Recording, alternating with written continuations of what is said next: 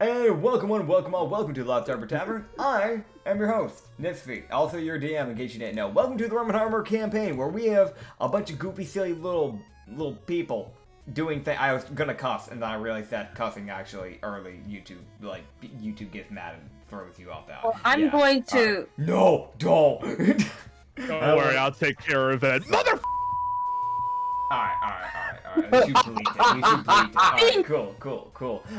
Right, so we have a few little pirate here. We have a few, like, misfit pirates, I guess is the best way to put it. We have a bit of a crew here. We have a player named Toasty Ghost, also known as Issa. She plays Ublex. Toasty. Bienvenidos. Heck yeah, what's the fun fact for today? Fun fact for today is that polar bear's skin is black and their fur is clear. You know what? That's actually fair. We also have Acrid, who plays Mollis. Hello. What's your fun fact, man? You expect him to have a fun fact? All right, that's a great fun fact. All He's right, a fun guy. Thank you. That was probably the best Anya impersonation you've ever done, Acrid. Good job. Also, Ouch. We also have Tic Tac Dylan, who plays Chrono. What's your fun fact, Hello. man? Did you know that Utah spelled backwards is spelled hat you? Yeah, that's so cool. We More also have- depressed now. My friend, a friend of mine who's not on this podcast told me he was moving to Utah, and I just came up with that for no reason. It became an inside joke between us. Fair. We also have, by the way, Reed, also known as Frog in a Box. He plays Box and a Usagi. frog. Box and a Box frog. of frogs! Yeah. Things on box. Box of 11 frogs! 11 days until I get my balls back.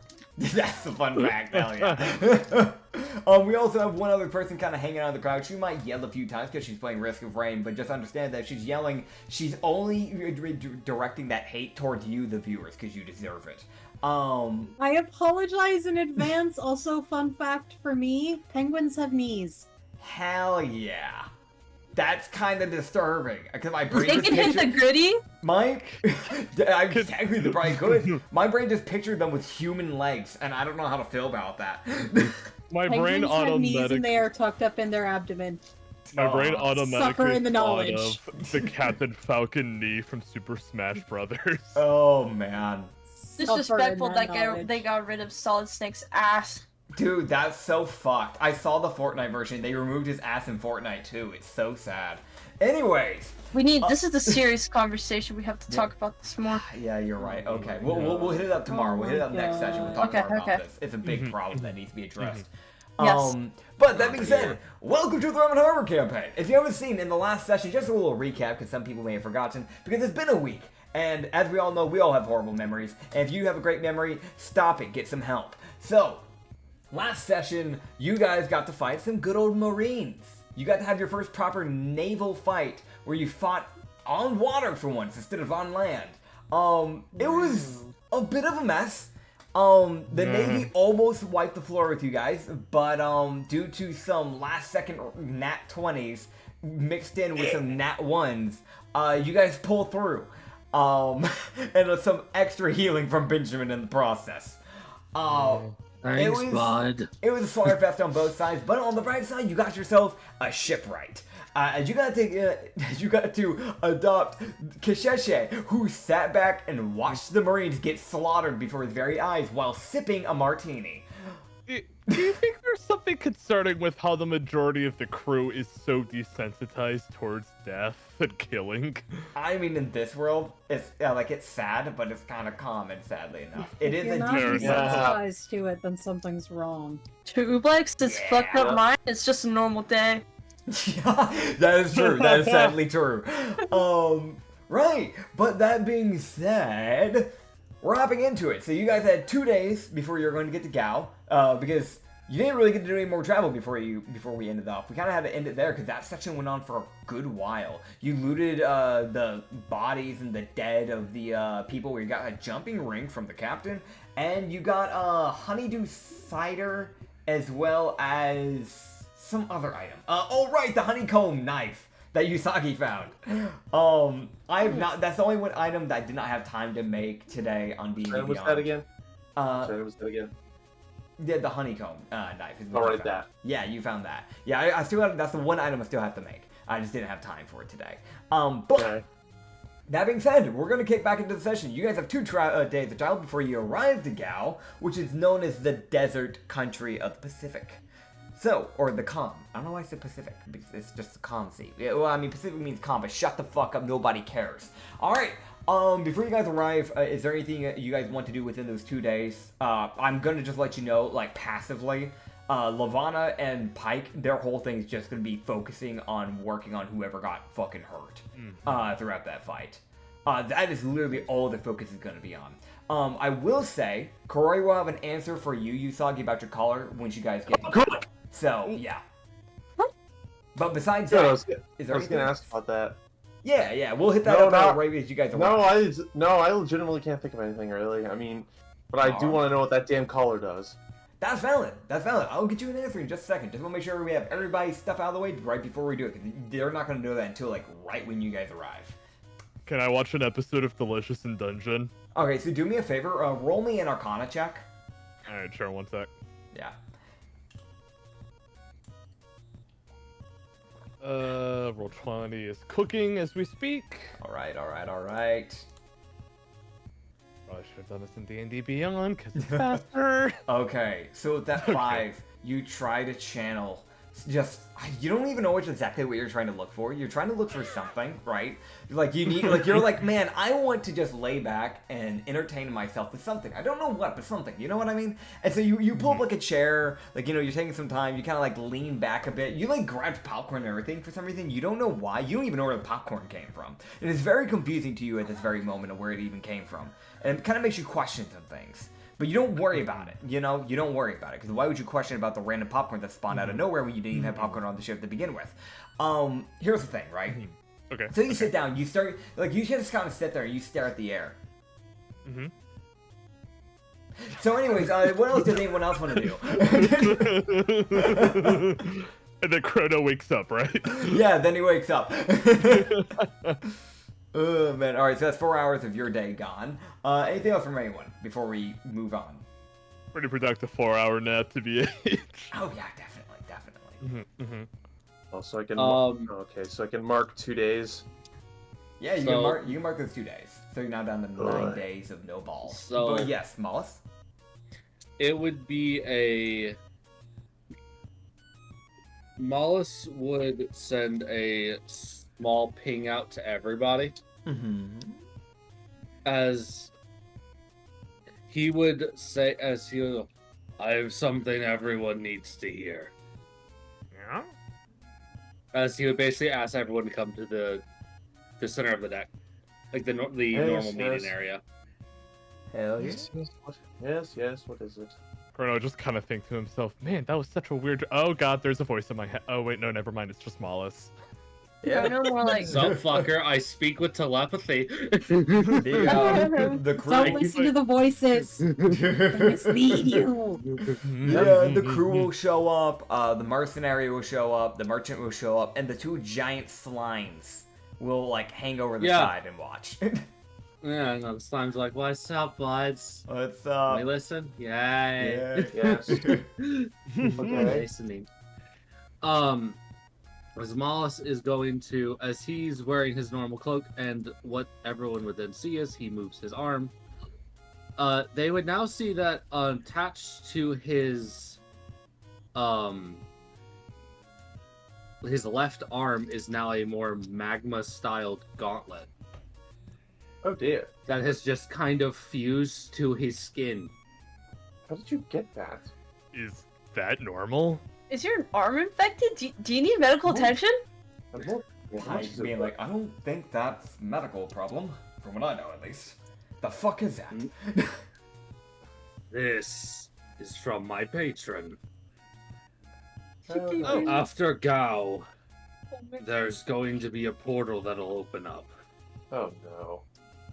That's Chrono, Usagi, Ublex, myself, and Benjamin will need to go through. where does it go? I would rather not go through. I would rather not go through Into a heart of an portals. aberration's den. And what's the reward for this, if any? Benjamin's life. What? As I can now transfer souls.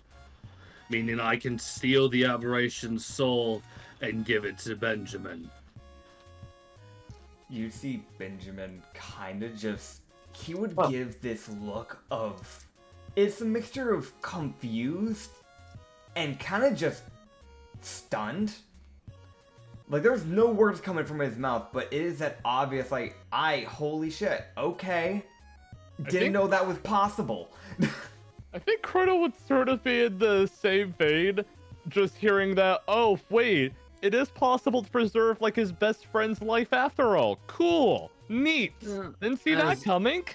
Yeah, as Mollis has struck, he was like, the only time my patron saw it within the timeline that is set will be to go through right after Gao. Meaning everyone else here will need to make do while we're gone. I don't know how long we'll be gone. All I know is we're going to where the domain is. Great. Well, will this aberration have anything to steal? I Yusaki? don't know. That's not my priority. You would see the robot, Varara. You see it raise its hand up. As you can see that it's on its face, it's making like the loading sign. It's gonna wait for you to call on it. Yeah, it gives it Mollis, dude, like, he looks at it like, go ahead. Like, it's that, like, slight seems tilt of his like head, like, go ahead. During the time that we are missing the current leadership that we normally have on the ship, from what I understand, who will take charge? We will need someone, as the captain will be gone from my understanding. Ah, shoot. Good point. Yeah, that Mollis looks at Chrono for that one.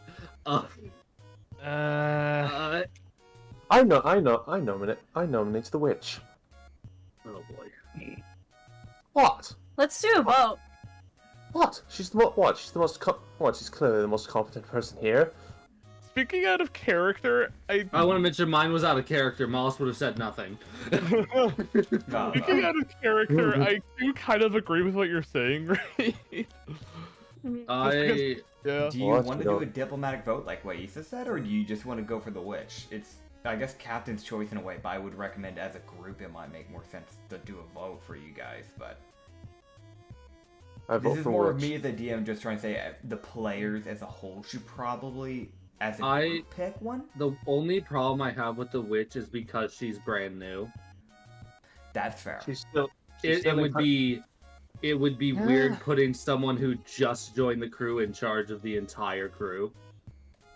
Pike, maybe. Pike? Pike or Geldart is the people that I actually would Not prefer. him. Geldart could probably leave. no. He's Just not an sober idiot. him up, man. I would I would agree like with to remind people he's not an idiot. He just Oh, doesn't yes. care. I would Yes, agree but, with... yes, but he's constantly inebriated. I'd rather someone like that not be in charge of the ship we worked so hard for. Thank you. I mean, I definitely prefer Pike over Gildart just because one drinks a copious amount of alcohol and the other doesn't. I say this all out of character, by the way. Yeah, It's like, same here. Yeah. Well, no, I was saying it in character. I feel like Pike and Vice Captain would be the witch. That's fair. Like, just in case Honestly, something put in the happens. guy who's in charge of keeping everyone alive in charge of the ship might be the best to keep the ship alive. Yeah. That's Because fair. Pike isn't going to take any unnecessary risks. That is true. He is the doctor at the end of the day. So Yeah, yeah, if you guys wish, I you vote can Pike. appoint Pike as the captain.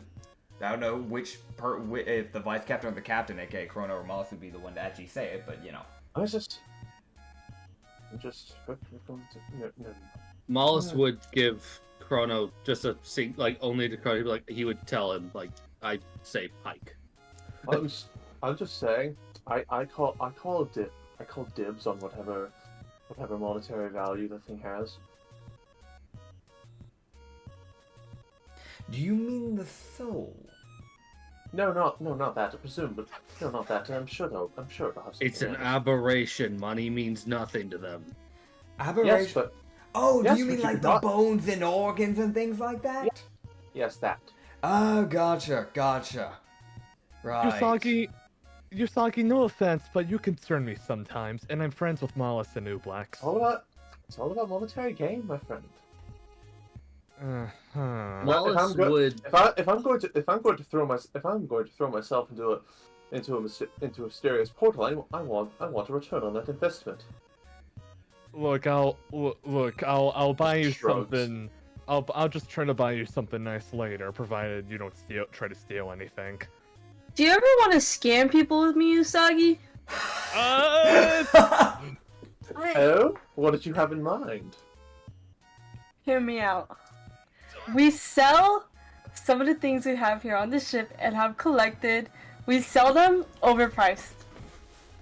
Okay, you know what? I'm not gonna get involved. We in have this a business. conversation. We can scam kids, okay? You know I'm not getting the thing involved in is- this conversation. Here's the thing is, you know the funny thing is, my level 4 mechanic is being able to like guesstimate how much something is worth.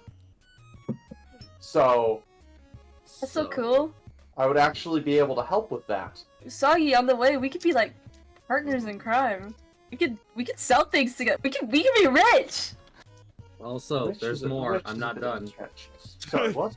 But also, the two of you could just not hear. It's up to y'all. No, I'm listening. This is important. I'm throwing myself Mollis- into death. Yeah, Moss would. He was like, he would then continue. He was like, "There's no guarantee any of us are coming. That we're all coming back, as we're changing the timeline itself. Do I have to go? My soul is bound to a devil of fate. Oh, He had to boy. look at the timeline to see when it would work. Oh boy. And Huh. the timeline Is this what- had Benjamin dying, as I'm sure most of us had guessed. I'm changing that.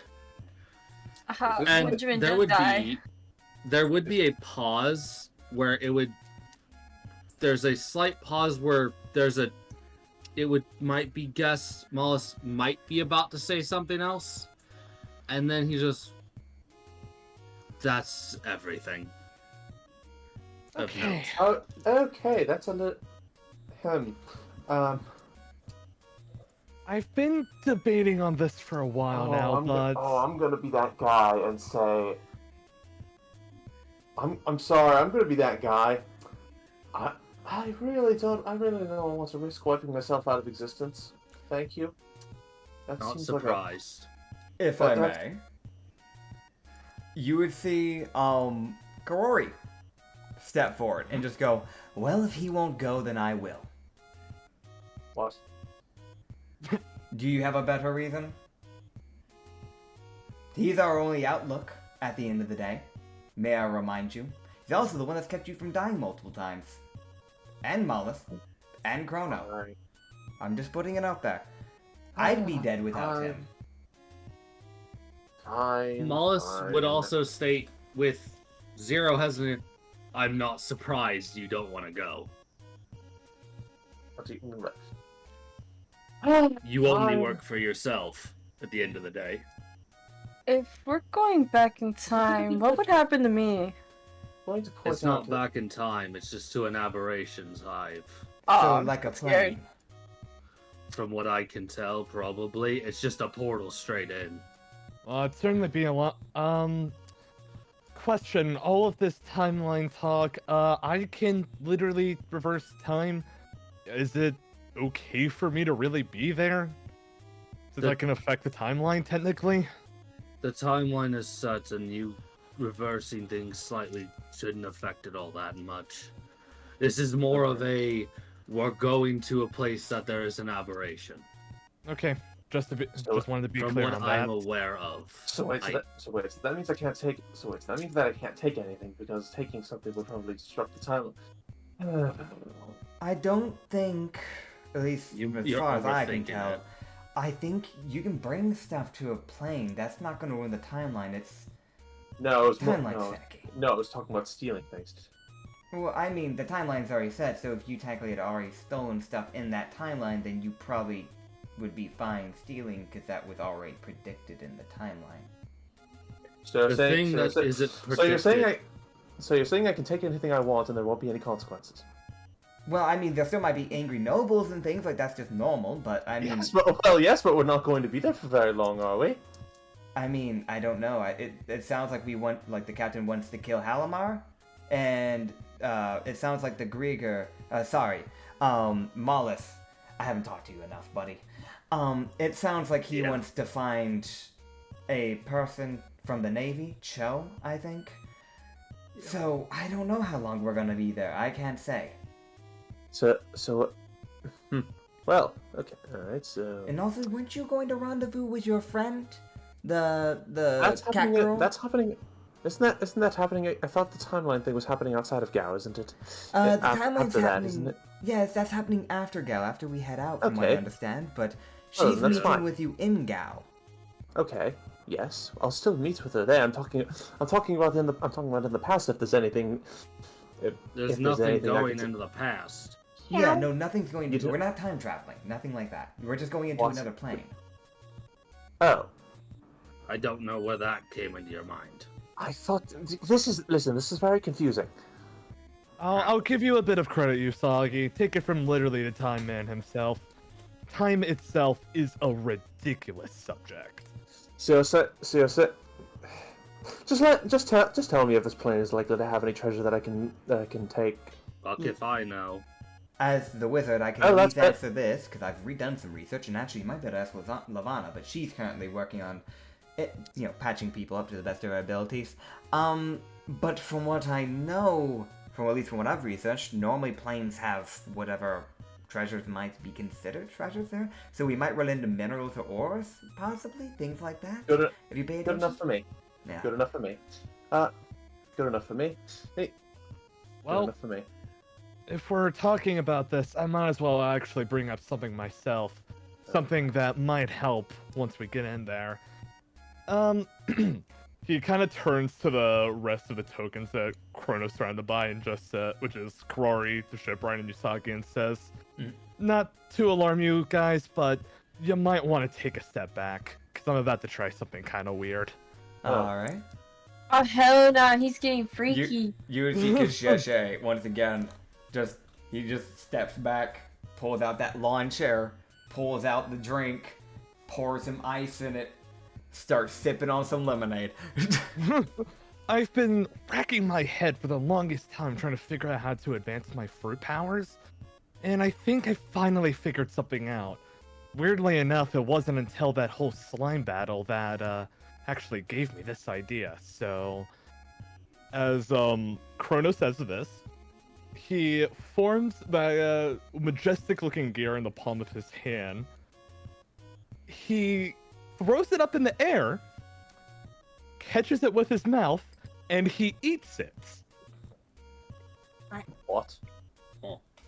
Come on. After a minute passes, Chrono says, Oh, I seriously thought it would work. And then Chrono gets probably cut off by this kind of magical explosion that just kind of poofs around him all of a sudden. Alright, checked out. What in the Lord's name? And so this is a power-up that Chrono got recently.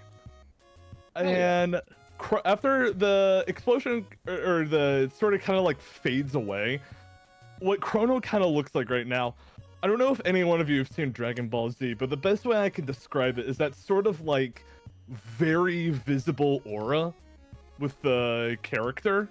It's like very light green and orange colored, and it is just basically surrounding him. And he just says, "Oh, this feels. Oh, this. Okay, you guys. Okay, this is. Oh, cool! It worked. Awesome. Yes. What in Wait. God's name did you do? Wait, hold up. I want to try something."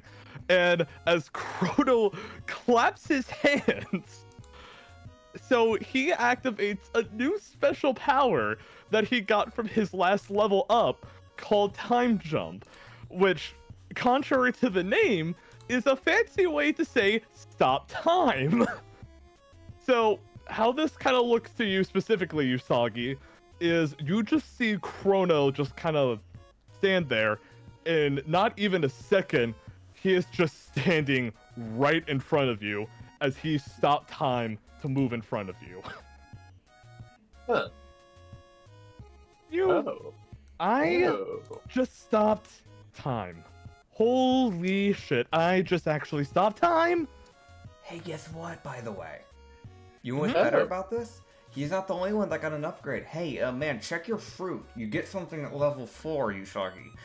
Oh, wait, what? Okay, let's see Yeah, that. yeah, it upgrades at certain levels. You should check that out, man. I'm checking it out. Where Yeah, is yeah. it? So you go to your feet. no. You go to your cloak feet. Feet. Oh. Yeah. Great. You get some. Oh, that's you get something new convenient. at level 4. Oh, that's convenient. Okay. Yeah. That's fucking convenient. So you guys both have little things. He's got Chrono has his own like little gear system, essentially, kind of like Luffy, essentially. Mhm. with that. Unfortunately, I can't show this off as well because it's just stabbing people while Yeah. invisible. That's not flashy. Yeah, his is more flashy. Yours is more like, you don't fucking see me, bitch.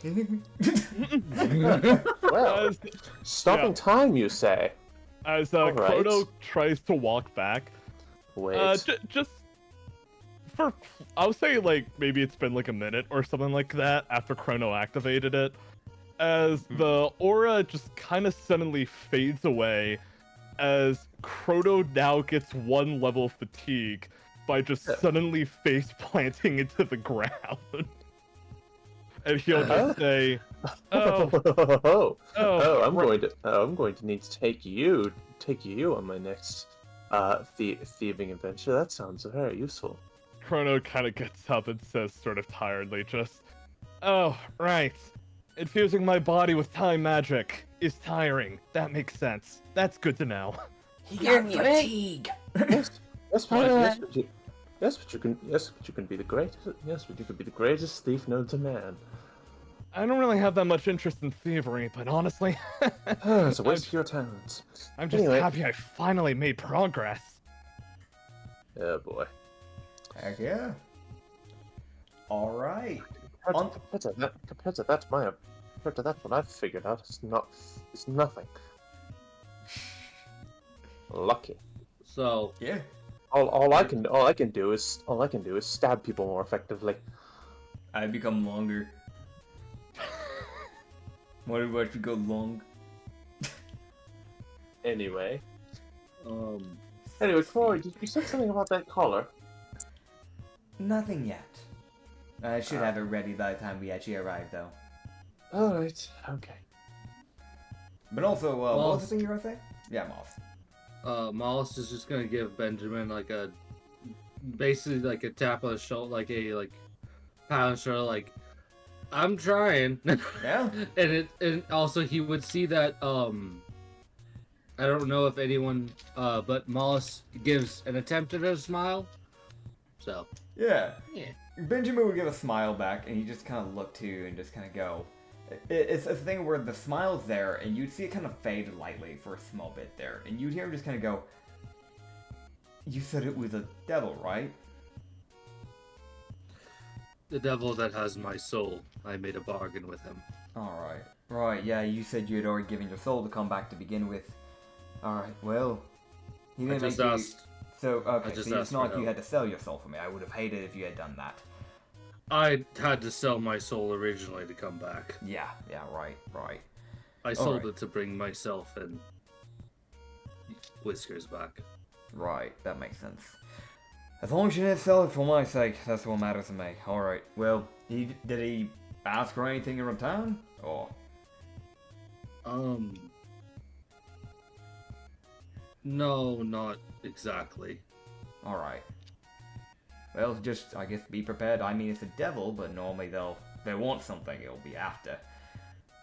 Yeah, I know that if anything is going to change the timeline too drastically, he will want me to stop it. Alright. Oh great. Then I guess we'll be ready for that if that ever comes up. Hopefully it never does, but you never know. Hopefully. Also, As I don't know if anyone's was. I don't think it would take. Actually, now that I'm thinking about it, I think Benjamin will have the easiest thing piecing that thought process together. This Moss mentions if anything changes the timeline too much, I'll have to deal with it. Problem, he's actively changing the timeline. yeah, there's some concern there. There's a reason why Benjamin's asking about this stuff. Yeah. It's like, no, wait a minute. Wait a minute. Yep. Oh man. But besides that, there's one other thing before we start writing a gal, which is Ublex. Yes. You're gonna get a little ping from your dear patron, Hamalicia. Oh, lovely. As you would hear in your head, as you would hear her just go, "Hello, Ublex. It has been quite a while since I've contacted you. Figured I should let you know I think you might be able to get a hold of more of your past memories, possibly in a town known as Shade in Gao. I know you're heading there. Just be careful.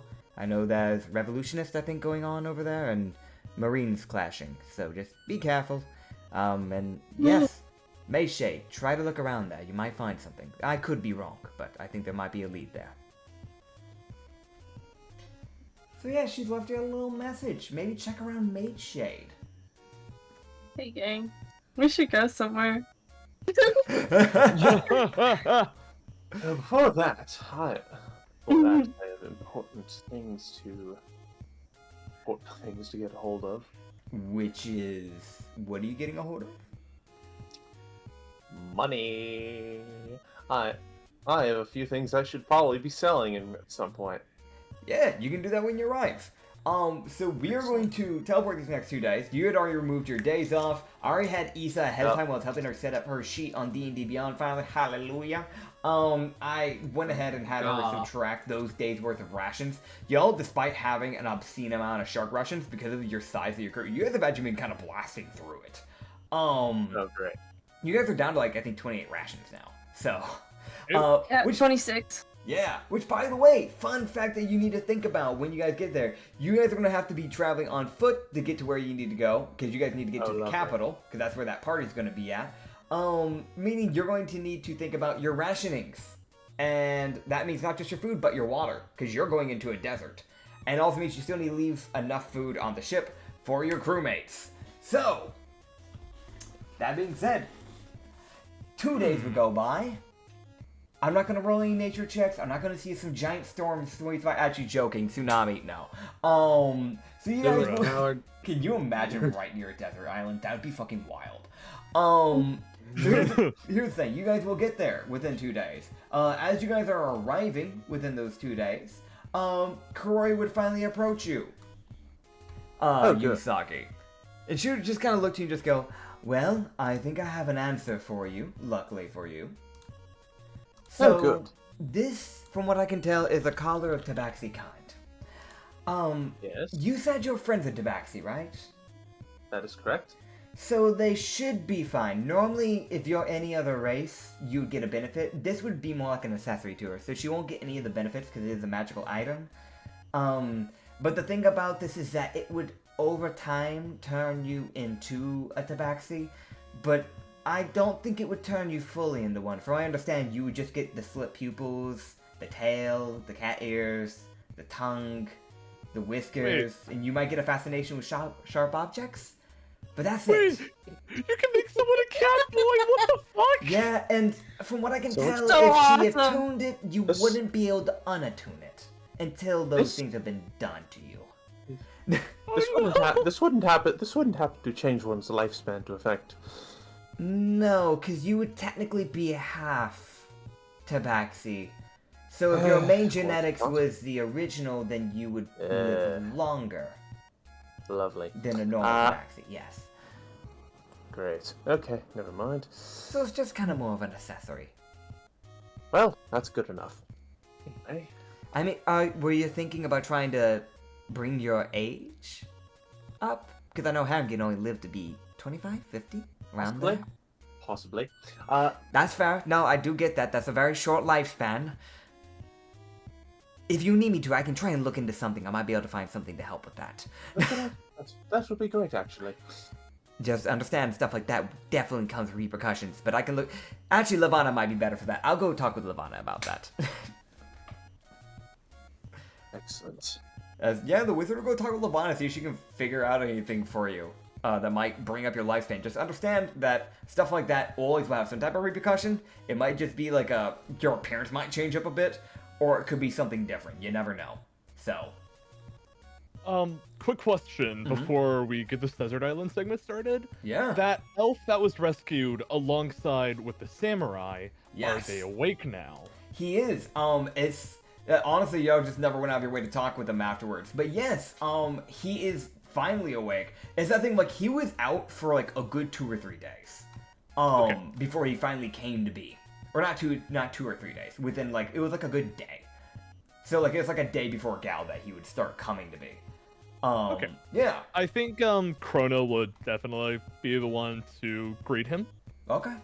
So he'll just kind of walk into whatever he's been staying at, and he'll just say, "Oh, hey, looks like you're awake."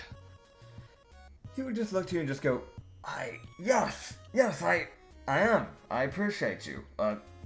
My guard filled me in about everything, but thank you." Yeah, I'm sorry what you went through. From what my vice captain described, it seemed like it was a pretty serious situation. I don't remember quite much. I just remember the Navy didn't like that one of my guards was a pirate, and I refused to turn him in. It felt wrong to me. Oh, it's fine. I mean, when it comes to this ship, we definitely dislike the Navy, and we also had tried to have some semblance of morals, so, I think I'll probably fit in just a little bit around here. Chrono Dijikin, by the way. Good to meet you, Ellis. Your local bookstore merchant. Oh? Yes. That's what fellow I was book- selling, though I don't think much of my merchandise is here anymore. Sadly. That sucks. I mean, it is quite rare to find a fellow book appreciator around these seas. Yes, I actually live over in the Skazi Empire, and I've been selling books for years over there. Is it a nice place? Oh, yes, if you get to know the Fey people, you just gotta make sure you don't piss off any pixies, of course. But they're Fair good enough. people. Hey, pro tip, don't ever go to Whiteside. That place sucks like shit. Can I be honest? I don't like What's up? I've been to the island. The people there are very stuck up. And if there's one thing I've learned while living in the Fae, it's to never, and I mean never, be a snooty bastard. Cause that's how you get polymorphed into a ball of sludge. I'm not gonna lie, they sound like a wonderful change of pace. Probably would be. Should come by there sometime. I think I would love that. Sounds nicer compared to being locked up for several years at Whiteside for a mistake, really. Yes, I read about you. I did. I felt sorry for you. If anything, I can tell more than easily. Most likely the nobles got afraid. I always do a lot of digging on the things that I read about, and I got digging a little bit further into the reasonings on why the nobles asked for your, well, you know. And on top of that, I do apologize for your parents.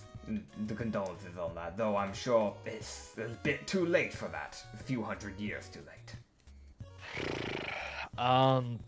Wow, sorry, no offense, I just didn't... Usually I'm used to telling others about that when it's appropriate, but, Sorry about that. No, it's fine. Look, don't worry about me, alright? I'm figuring my own thing out. Well- We're gonna be stopping on this desert island soon. You're more than welcome to stick with us for the time being if you want to get off at a safer island, you and your guard. Or we could just drop you off there. Actually, luckily enough, I actually have some accomplices over in Gao. I have a few good friends there, so I might be able to temporarily get a boat from them and just head back home to Skazi for now. Go. I'll just need it. He would just look to you and just go, I do appreciate the offer, though. You know what? You saved my life. Let me give you something. And he will reach into his pocket. Now, this isn't like a magical item, because it is just like a book merchant. He's not an adventurer or anything like that.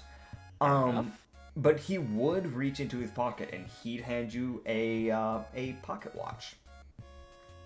It is just like pretty nicely decorated, like golden pocket watch with like this like chain that kind of dangles down. He'll just go, "This, don't worry, is not made in Whiteside. It's a Fey one, made in the Skazi Empire. So, if you want it, you can." Chrono would take it, and he would kind of flip with it for a few seconds, you know, kind of like push like the little thing, open it, open it just a few times.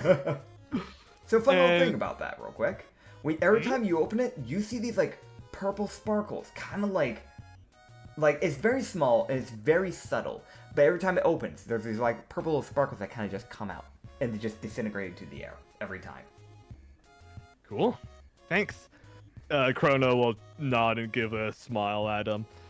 Well, if there's anything you need help with, feel free to ask me or the giant tall fish person. Don't worry, he may look terrifying, but I assure you he's quite kind. At times. Don't ask me to elaborate on that, please. That's a long story. But cool. I will see you around. Alright, well I appreciate it and I'll see you around as well. Yeah, so you got to meet Alice. You finally got to talk with him. Man was unconscious for a while, but you know, it happens. One of our people are currently AFK, so we are going to pause for a quick second here. We're back. Acrid has a taco. That's all that matters. Why did I unpaused it and then it didn't unpause till halfway through I started talking? Okay, fuck you, OBS. Acrid has a taco now. We're back. Welcome back, everybody. So you guys start arriving to Gal, which is the main thing. And there was a question that was posted while we're paused, so I'm gonna go and hit this up, which was from Dylan asking more about the rations and crew and that stuff that matters. So essentially, you guys will probably want to, after you guys actually start embarking on your travel quest, your crew will probably start stationing your ship to somewhere else off the port. So they'll probably try and pick you up from the capital. They're just going to let you know that ahead of time. Reason for that, staying at a port where Navy people are going to be docking, not smart. So they're going to be moving the ship after they drop you guys off, essentially. So they will be there shortly just to pick up rations for the crew, and that'll be it. So they'll take it out of the trust fund. You guys won't need to worry about shopping for the crew on the ship. Okay. With Karori and Shindo will go out and go grab the rations, and then they'll depart. If you guys want to bring any of your crewmates with you, discuss it amongst yourselves. Don't just choose to do it by yourself, being like, I'm going to bring this person, and then everyone else be like, why the fuck did you bring that person? But also just keep in mind, you're going to a big party. If you bring a big amount of people, you might fuck yourself over. But I think that's common sense. I'm just letting you know. Okay. Yeah. I want to bring no one. Okay, let's just the 4. All right. Wait, wouldn't we need Benjamin with us though for the thing, or can he come in later? So you know that the portal will probably happen after Gal. So that means like after you leave, probably. So you can probably get an idea. You probably don't need to bring Benjamin. Okay, I want to throw something out there. What about we bring the Warforged? Because we're not, well, for one thing, we're not going to have to worry about rations and water for them. If anything, maybe you might have to worry about overheating. Not sure how that'll come into play. But I don't know, I was just thinking that might be the most, like, reliable crew member to have for this segment. I was gonna bring Yori. Also keep one other thing in mind that will matter. Yeah. If you do choose to bring anybody, and again, the crew as a whole needs to agree, so you as players will need to talk about and discuss amongst yourselves. Okay. One thing to keep in mind is that if you bring someone that's going to stand out a lot, you're dealing with nobles, they might just try to forcibly kidnap and buy them. Oh. Would you saying bring nobody? Nobles can do that. There have been... So not the robot. Yeah, it's that thing of like normal nobles probably won't, but you don't know for sure if a global noble is going to be there. If a global noble's there, they have been known to quite literally just go, I want that person as some person with rights, and literally cut their rights off, essentially. Ah, crap, Celestial Dragons, I understand perfectly. Yeah. Don't bring the robot then. Yeah. Yori probably wouldn't stand out as much.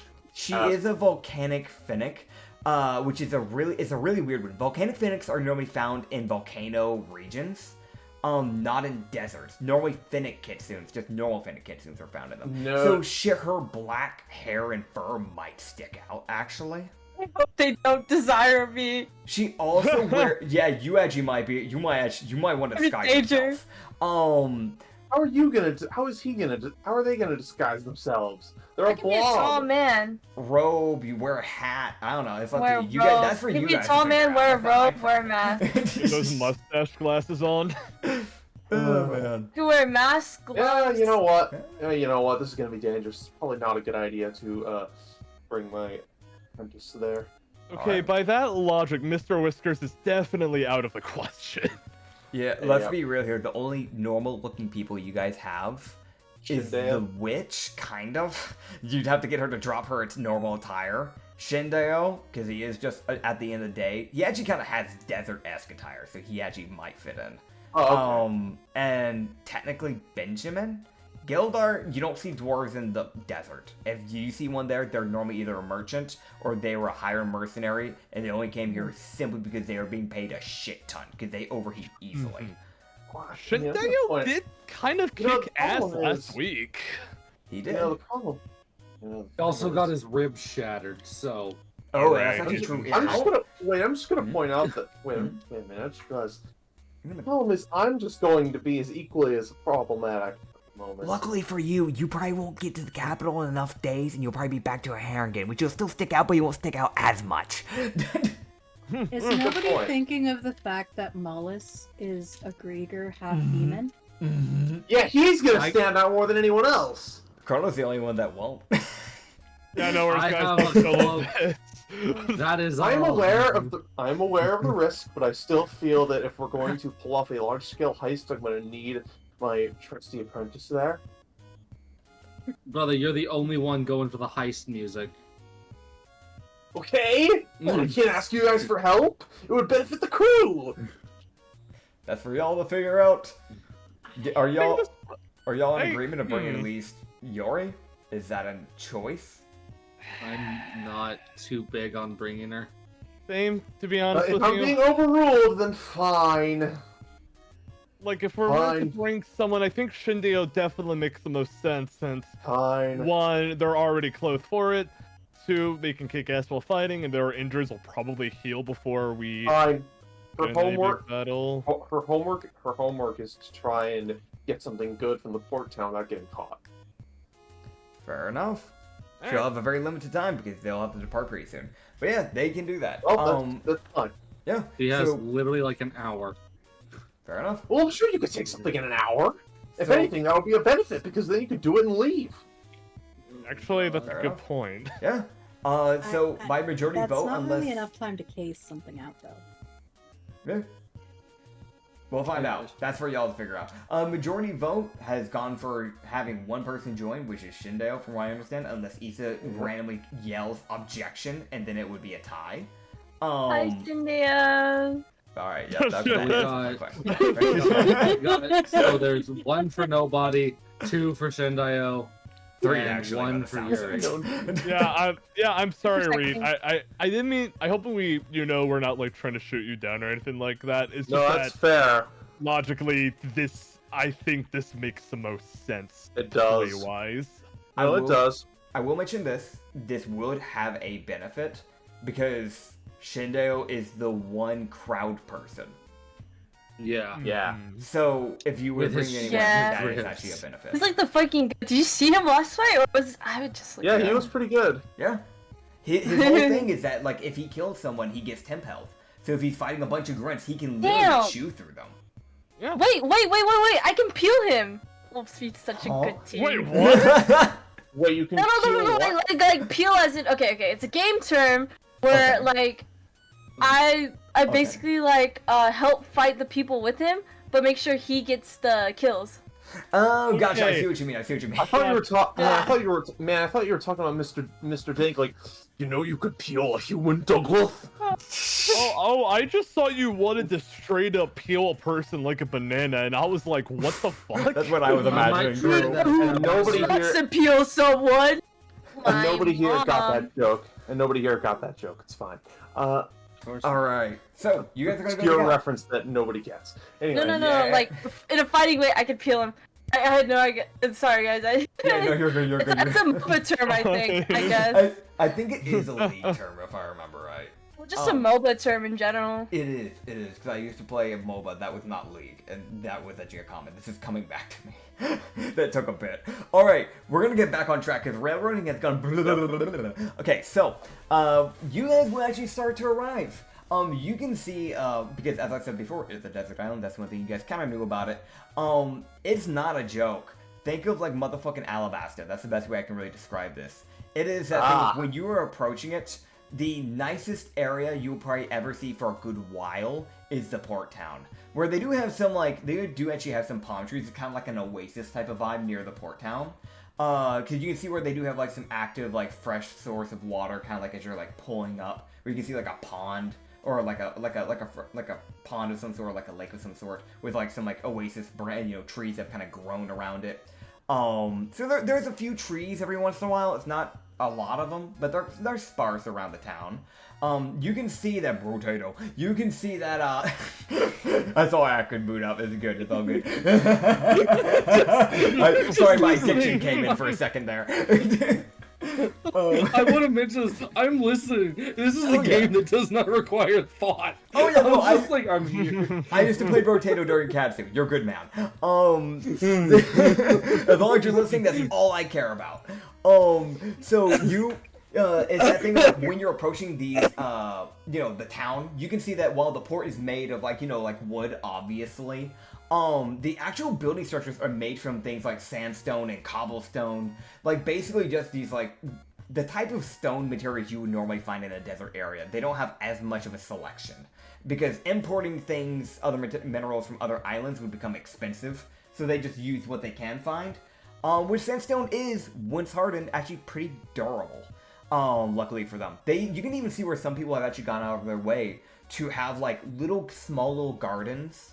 Where they've grown these small, tiny little patches of grass that they probably had imported from other countries. Like, up on their front patios where they can just grow, like, a few random little, like, plants that don't take much, like, water for need. So that way they can have some extra little food in case, like, they don't have money to, like, go to a marketplace. So people are actually pretty resourceful from what you can tell in this area. Again, besides that, it's more like the more normal stuff that you see besides that, where you can see like a little marketplace area kind of like set off to like the left side-ish area of the port as you're kind of pulling up, where you can see like some market stands that have been kind of held up with this like red and white cloths that kind of drape over as like a roofing, because people don't want to burn up. You need it in a hot place like this, so there's a lot of shading areas. This is one of the few times where you can walk around, and rather than just having the hot sun beam down on you like any other normal town, they've actually gone out of their way to where almost every single building has, I can't think of what they're called, but you know like how patios will often have like that little thing where it has like a giant little cloth roof hang over it? You know what I'm talking about? Canopy? A canopy, yes. They have like basically canopies kind of outstretching from every building side, just so people don't overheat. Like it makes sense for a place like this. The one last thing you would realize is that you can see where like some sand every now and then would start like blowing in from like far away, like kind of like coming up to it. But you see for some reason it's like the sand gets knocked away in the air and it's just like thrown to the side. So they have some type of contraption to kind of keep sand from slowly piling over until eventually burying the town. So they thought it through. That being said, you guys would arrive and dock as your crew. So you would see that Karori, and because Shindeo would be going with you guys, Karori and the next inconspicuous person, which would probably be the Tabaxi, crazy enough. That's fucking concerning. Yeah, those two will would start. Yeah, those two would start heading out to go grab food, and Yori would try and see if she can go snatch anything from the town within like the little bit of time that they'll be there. The hour is at the best that they'll be there. There's a shot they only stay for 15 minutes. So That's fine. I'd like to imagine at this point Chrono would probably put on that desert outfit. that Yes. I got recently, which, by the way, Nits, I don't know if you remember me pinging you about what it is, but I did tell you what I think it would look like in the server, if you still remember that or not. Server. Okay, so it was in the server. My brain go blah, blah, blah, blah, blah. So I'm gonna double check here. Cause Yeah, shibada-babu. You're Yeah, right. sorry, I literally just thought of it. It's, wait, here, I can... Yeah. I can, So it's the can put golden it. one, or is it the red one? The red one, which Okay. I would say it would probably definitely have, like, a very big hood on it, just to hide his face, just in case, if, Fair. he gets spotted. Fair enough. So it is like to kind of give people more of an idea of what Chrono is wearing. Do you dish the top hat? Yes, Okay, definitely. so he ditches the top hat, and he has this, like, velvet red, like, very thin cloth, essentially, that has, like, this hood that you can kind of put over his head. It basically, it's long enough to where it, from behind, goes down like a cape, almost, kind of, like, going down to, like, the back of the knees. But the rest kind of only goes, like, halfway up the chest. And then you'd have this, like, black shirt that kind of goes underneath it. But again, it's a very light and breathable one, because you don't want anything heavy. And then you have that hood to kind of keep the sun from beaming down on your neck. Because, fun fact, sunburn would be a problem in a place like this. Including for a pale motherfucker like you. But also on top of that, you would have this, like, velvet red. Hey, oh, motherfucker, like Is it a velvet red, or is it a black pair of pants that you kind of have underneath this? I'm curious. Probably black. Okay. It's like black pair of pants that kind of go underneath it. And from what I can tell, from what I can see in the picture, it's like kind of baggy. But, like, again, it's a very loose linen cloth. You wouldn't want it constantly hugging your skin, because that could actually kind of cause your skin to sweat, and that would cause problems. And then probably, I would imagine you'd have sandals with this outfit, I would imagine. Yeah. You did pay for it, so. Orange sandals. Why do you... okay, yeah, sure, I orange like sandals. orange. Yeah. Okay, so you get a +5 to standing out. Okay, It's fine, I'd like it's to fine. It's just imagine footwear.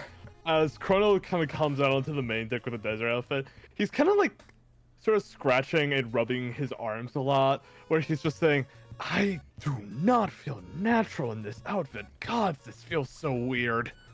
Don't complain. You don't have a. Don't complain. You're not the one with a fur coat. You see But- Shin just with a smile look to you and go, "We can shave it off." Oh God, no. He was like, you can see like he was like kind of like fiddling with his knife when he says That's that. Chrono would just laugh in character at that statement.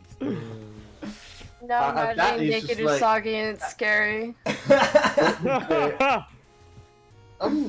No. Wait. What do hairless rabbits even look like? No, I'm curious. They're kind of really ugly. I'm hurt. gonna be honest. So he gets his alternative. That is officially the worst thing ever. Dude, I have think you you seen found a hairless out. bear? A Oh. hairless bear is worse. I agree, actually. I love bears, but Have you ever like, seen a hairless bear? don't look it up. No, Don't do it to that's yourself. disgusting. Hairless cats are kind of cute, in my personal That's opinion. not that bad. I'm not crazy about them personally, but fair Listen, enough. I only Not like. that- I Bears Listen, not I that only- disagree, but whatever. I only like hairless cats because Beerus. That's the only reason. Good point. No, base. All right, Beerus is that Dragon Ball guy, right? Okay, Yes. so Uh-huh. moving on. Yes. Yes. So when you guys ride to the dock, there's a fun little fact, actually. A really Oh, fun God. little fact. When you Oh, we're all arrive, dying. you will recognize some familiar faces currently fishing on the dock. Who? 4 people. You would recognize, first of all, a certain friend you met up in Hempfine named Zure. The person Yeah. you guys got out of hostivity. Hostivity? Alright. Hostage. The hostage Alright. situation. Alright, that person. You would see with Holy her shit. is Phalar, the dark elf, the drow. Alright. That you Alright, guys. those two. Yeah. And with them is 2 other people that seem to have tagged along with them. May I remind you, those 2 were already close knit together because they were already like within like a fishing business together. Millie, please. Oh, it's raining outside. Oh, that's crazy. Okay, anyway, sorry, that distracted me. You also see someone that Ublex might be excited to see. As you see Miko hanging out. As he's got a cup of coffee in one hand, despite him being in the fucking desert. Nico, And what are you doing here? he's fishing. Sorry, he doesn't know he's yet. Oh, edit oh yeah, down. no, you're good. Right before I let you know, there's one other person you'll see, which is Millie, Yes! who's sitting cross-legged Oh, and no. has a fishing rod. I don't imagine fishing blind is very easy. Definitely Actually- not, but she's trying her best. But there is, I but- want to would know imagine. how many fish she's missed. dude, how many I would dude, imagine Failer would, dude, it's that thing, like, if you ever asked Failer and Zoray to Oh, shake their head, God. they would never say Oh. it because they'd feel bad.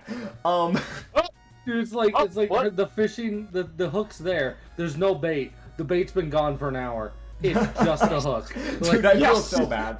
There's a by, chance! There's a chance! Anyway, by the way, before we get into that, Ooblex specifically, did you actually say that about, like, the, oh, what are you doing here thing? Yeah.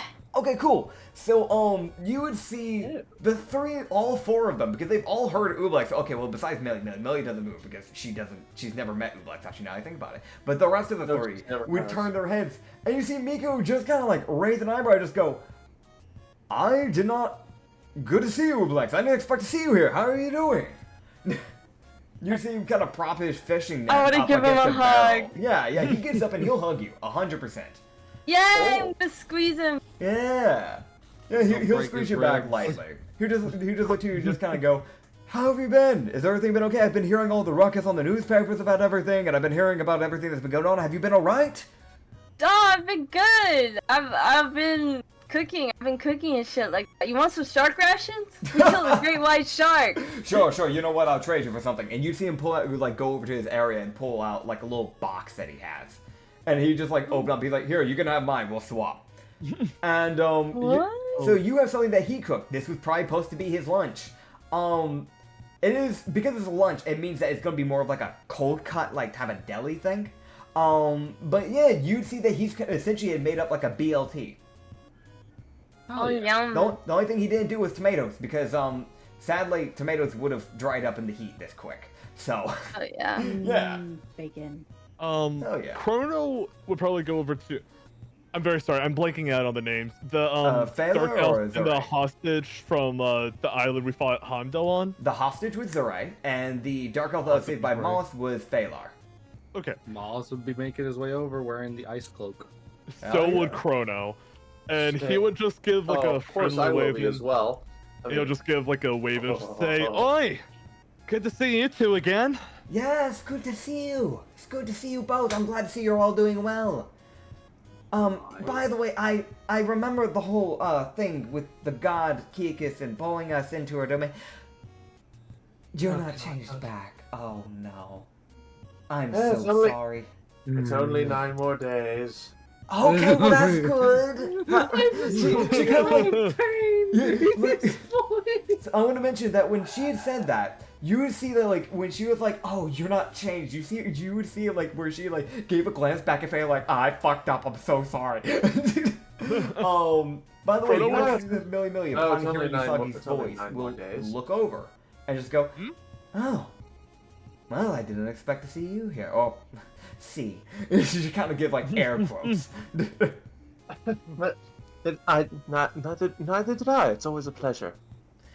Well, nonetheless, good to see you. You haven't gotten yourself, you know,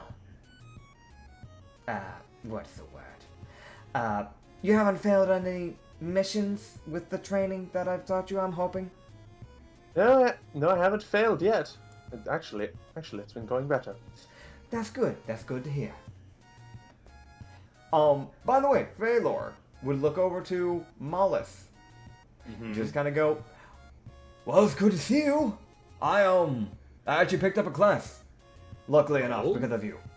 I figured after seeing you and the crew and, well, Chrono and the slime, and I still haven't learned your name, I'm so sorry. And, you Soggy, I think is what the paper said. Yes. I never actually got to talk with you, but I remember the wanted poster. I picked up a class because I watched all of you fight, so I've tried my best to at least do something, at the very least, so. For now, we're What just have you fishing business, and if anything kicks up, or if they start picking a fight with the Underdark, we might get into a fight ourselves, if that day ever comes. But hopefully not. No. Preferably not.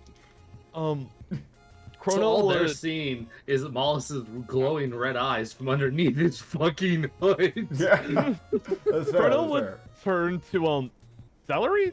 Is that right? Zerai? Zerai, right. Sorry, I'm Zerai. sorry, Sorry not for that this. good with names sometimes. You're I'm good, you're trying good. really hard. Yeah. I'll retape it Um, out in Pirate Talk, so just so in case, hopefully that'll help you out a little bit here. Zerai. That would be appreciated, And then actually. there's Phalar, and then there's Millie, and then Miko. Hopefully that Thank helps. you. Yeah. Chrono will just say, well, looks like you haven't gotten yourself into any trouble. That's good, at least. After Oh, what yes. happened. Well, I mean, sadly enough, the only reason why they had me there was simply out of entertainment, and I am not crazy about that, to be quite frank. But yes, it's been quite nice. I've been able to actually travel around a bit more, see more of the surface.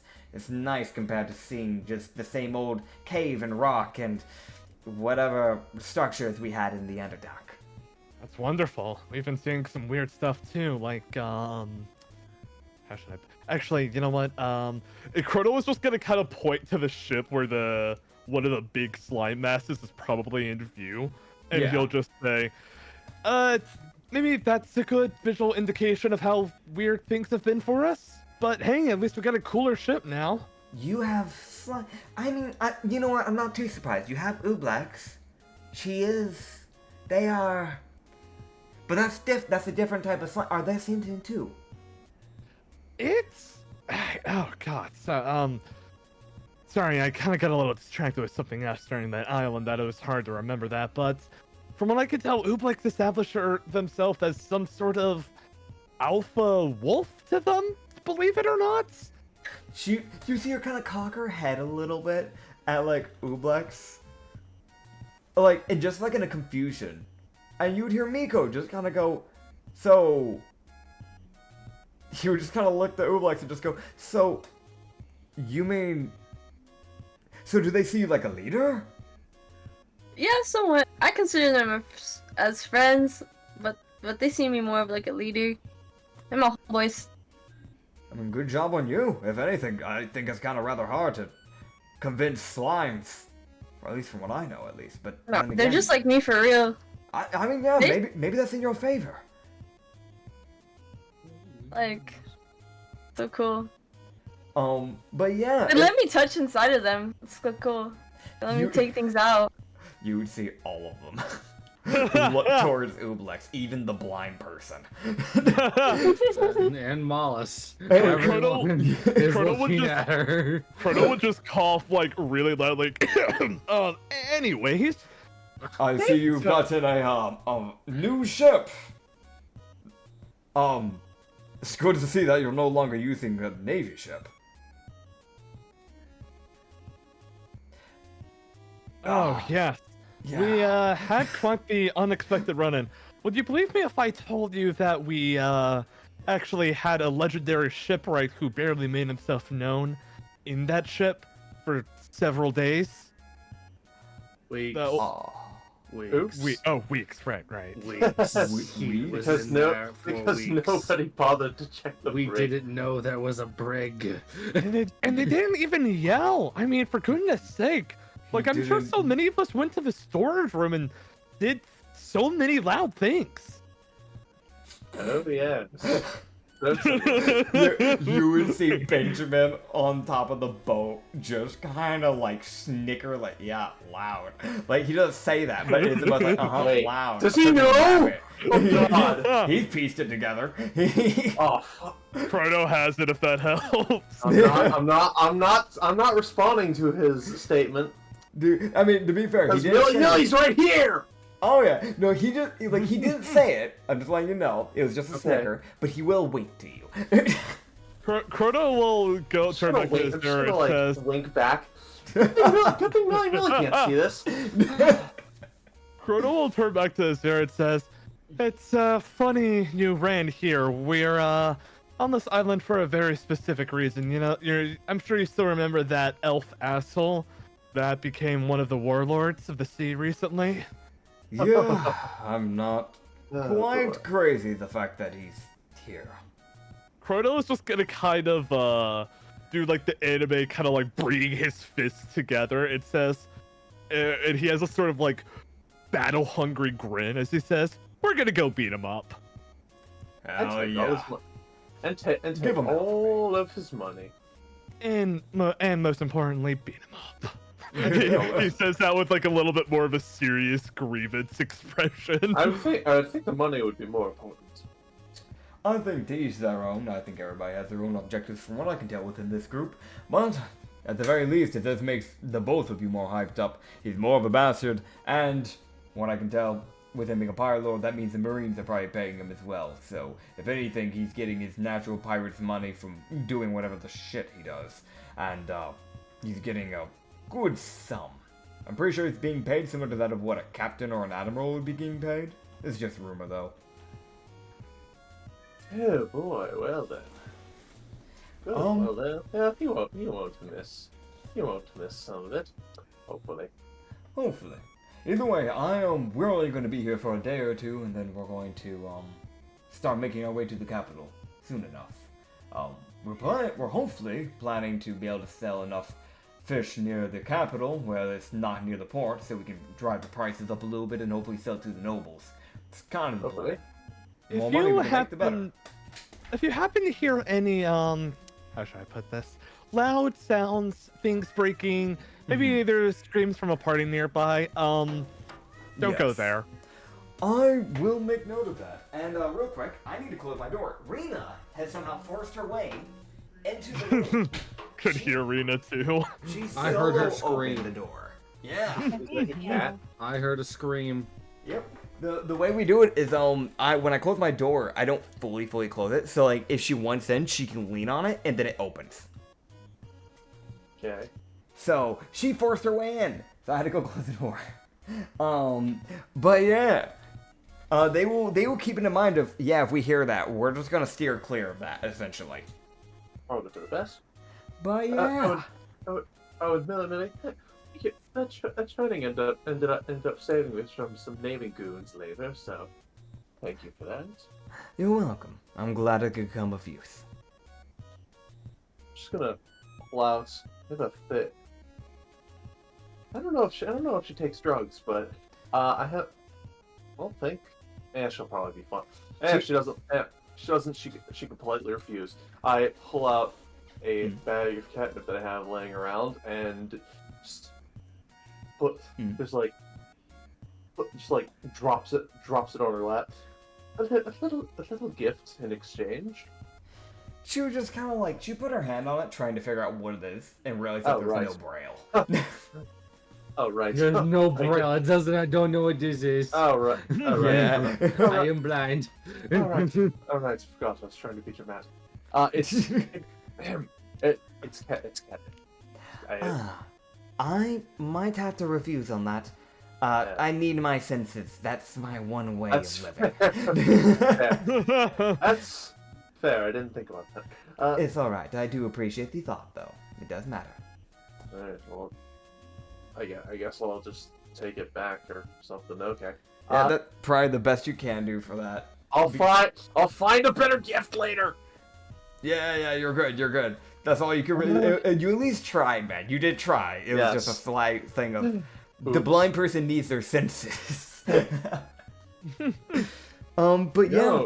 It could probably be a good idea, for you to stand guard or something while she, manages to get hot.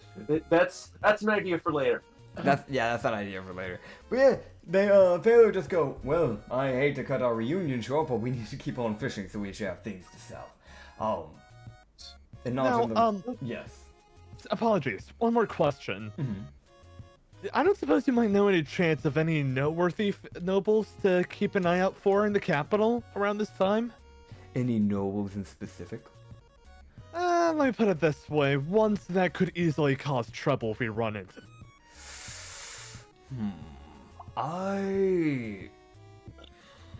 You see him just kind of like tilt his head back, trying to think. Mm-hmm. And he would. It is a good bit. Like there's I'd say like a good minute or two where he's just thinking back, like just trying to run his memory through. Because he would just kind of go, I have a very vague list of people that might be at the party. They're coming from all forms of different countries. From what I know, I don't luckily, I don't think there's a global noble. But also, the problem with the global nobles is that they never mention they're going to show, they just show. But Noted. that being said, there are still normal nobles that can still be of problems sometimes. Weirdly enough, there's one I can recommend talking with, and there's one I can recommend avoiding. Okay. I don't know their names, but I know how they look. That's the best I can really give you. Though, granted, you don't want to approach a noble that doesn't know you, immediately saying the name. That might cause you problems in the long run. They might get rather violent. Or, quote-unquote violent, more that their bodyguards would. Of course. I'm not planning to find any unless they attack us, but... Well, okay, let me put it this way. Is it still illegal to punch great nobles? So, technically, it's illegal to punch anyone because of harassment. Oh, really? Yes, that is a thing. That's technically assault. Croto's gonna mutter something under his breath. It's just gonna. I have broken the law a lot. Croto's gonna mutter something under his breath that sounds like. Wait, then why the hell did all those people from Whiteside didn't get a Oh, it's not worth it. Yeah.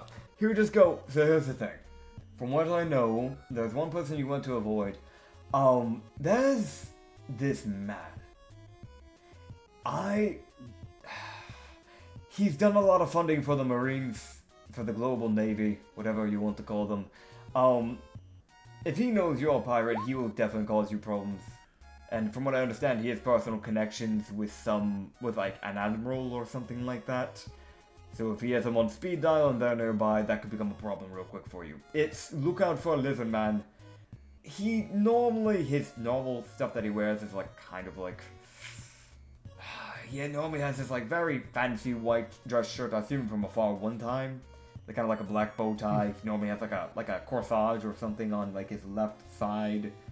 He normally wears a vest. I don't know if he's gonna be wearing less because of the desert, but knowing him and his stubbornness, probably not. He's a very slender lizard folk. Just not very common. They're normally more bulky. But there is this one man that I know of that might be useful, and the only reason why I say that is because while he is a noble, people don't know publicly what he's gotten, how he's gotten his money. Mm-hmm. He's kind of an anomaly, but from what I know, he's done deals in the past with pirate crews. Don't get me wrong, I trust you and all, but that sounds insanely hard to visualize. Well, I know, I don't have much to work off of here. No, I mean making deals, a noble making deals with pirates. Yeah, it's wild. Most likely. Here's the thing, with nobility, they don't have to let people know what their business is, technically speaking. Granted, the Navy will always press, but they don't have to give way. There's no law saying they have to. But from what I know, nobody really knows his race. He looks humanish. A slightly pale man. He's always wearing a black hat. I've run into him a few times. He stopped by Himfine a few times. As well as Whiteside, because I had sold to them a few times, as well as a few other nearby islands. He always seems to wear this, like, black cloak over a black trench coat, and then wearing a black vest over a white undershirt. He wears a lot of clothing. Okay, speaking of... Oh, sorry. Well, he is rather, while we are going to be in the desert, I don't know if he'd drop it knowing him. He does wear one other thing I should mention. This should make it easy to notice him. I've never seen his face. He always wears this black mask that covers his nose down. So the only thing I've ever seen is his eyes. Okay, speaking out of character, either we're dealing with Jack the Ripper or a changeling. Oh, man. Well, the one thing you would know is that, like, he said he's pale. He didn't say he was ghastly pale. He could still possibly be a changeling. Changelings, in my world at least, they naturally have completely white skin. And the one way you can tell a changeling through their deception is through their eyes. Because changelings have silver eyes. That's the one thing they can't change in my world. As in the, as in like the sclera, or More like the pupils. The pupils can never be turned into like a purple or a blue or a red. It's always a silver. I assume there's no such thing as contacts. No, not in this world. I know. I figured. I just figured I'd ask. Yeah, no, you're all good. You're all good. Normally, the way people do contact, like a form of contact, Cat, do you want to leave? Thank you. I had to get up for you. Thank you. Bye. Normally the one way that contacts are kind of done is normally done by like people of high magic power. So it's insanely uncommon. Insanely rare is the word I should say. Sorry. Because they would need to know specifically how to change only a very small portion of the body and not the whole thing. So it's like, and it would be like an advanced form of minor illusion. Like, there's minor illusion where you mess with like 5 feet and you like make a whole thing, and there's another thing to do minor illusion to dab into a very tiny small part of the body and change it and actually hold concentration properly. That's very, very hard, and it would take a proper skilled like spellcaster to actually do that. So eventually, if Ublex gets to like level, I'd say maybe 15 or 16, they'd actually probably be able to do something like that. But like for now, they wouldn't have that they wouldn't have that skill yet. That would be so cool, though. Hell yeah. Okay, I understand. Well, thanks for the info, and hey, watch out for sharks. Apparently, that's a thing with fishing. Learned that from my crew recently. Well, Yes. Yeah, that is a thing. Yeah, that reminds me of another dark man. Have you ever heard of? Actually, no, you wouldn't have, because he was a local. He wasn't anything famous. Forget me. Okay, if you're certain. Yeah, no, trust me, you wouldn't have even heard about it on the newspaper, sadly enough. Poor guy. Is Okay, he dead? The vague way you're. Just, I want to admit, that is in vague, character. but okay. Mollis just asked blatantly, is he dead? Like, what's going on here? You see Zorak kind of slap him in the back of the head, like, fucking don't do that. She would just look to Mollis and just go, no, he's not dead. He's just, missing a right leg now. Oh. And the Dark Elf didn't quite know how the difference between fishing in the Underdark and fishing on the actual ocean. In the Underdark, we have smaller cave fish that do grow in there. Normally they have lanterns on their heads. The danger in there is different. You have a chance of awakening an Anglerian hive that decided to build inside of a cave. The Griegers don't do that. Unlike the Griegers for that reason. The Anglerians like to build nests sometimes inside the cave's lakes and cause the Underdark a problem. We weren't used to sharks. This world's weird. Yeah. As always. What's new? Fair points. And I'll just end it on that, I guess, on my part. If everybody's gonna talk with the NPCs, you guys can start heading through the town. Yep. Okay. Mollis is So- going to talk to it's Zure that was the captive, Yes. and he is going to lightly poke her mentally because he has a question. Okay. He would he would ask her basically questioning as a sort of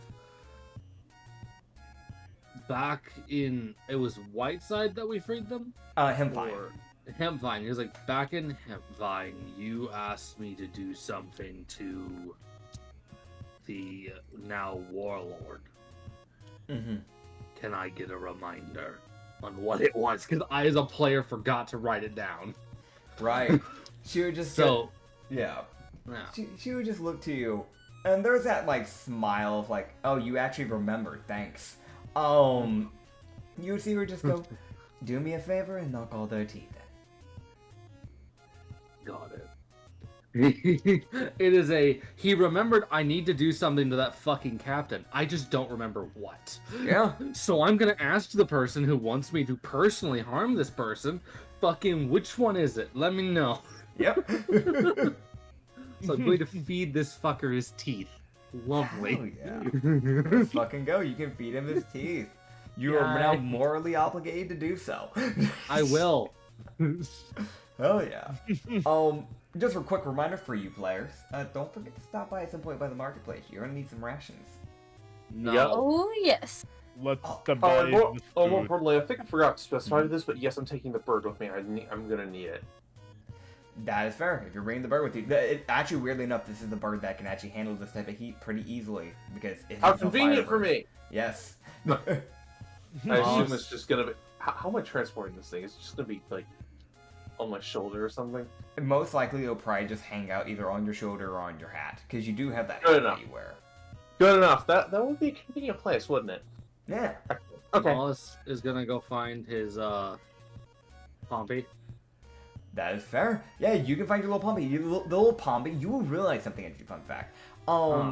You know how Kodama made you guys your ship and customized it for everybody? He even took the Yeah. pets into account. Oh, Cute. Oh yeah. So, fun little area is that in the hallways leading in between the rooms, he made little spots for gardening for the Pompey, because Pompeys are fey creatures that are basically somewhat kind of partially plant creatures. They're plant beasts. So they love the garden. That's one of their main things. They are known to really sit down and grow random plants that they can grow seeds of out of their back, out of the little flowers that they create. So he made little areas within the hallways on both left and right sides in between doors where the Pompey can just grow random plants. So fun little fact is that at this point you would see that there are some little sprouts from these areas that started growing, and he's actually managed to keep grass on them too despite having no sunlight. There's also a little spot where the bird can just kind of hang out. Well, I mean, the bird's main area where it hangs out naturally is Yusaki's room, but he made an area in the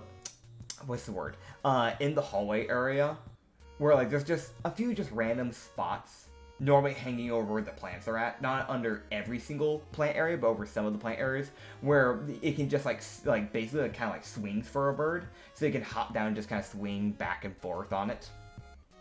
Oh yeah. Yeah. Yippee! So Yippee. Wallace is going to let the little guy know. Okay, So they wouldn't know that this shit's happening. that's true. That they're gonna be gone for fucking 2 weeks or whatever. I don't know how long we're gonna be gone. That's fair. If you guys get a map, I recommend buying a map because then you can actually know. But yeah. We don't know right now. So. Yeah, If don't you know right want- now, yeah. If you want, Issa, Chrono and Ublex could just kind of take care of getting rations for the group and finding a map while, Oh yeah. Yeah, Chrono would come along to help, probably. Let's fucking go. We're gonna barter, Alright. man. But back to Mouse.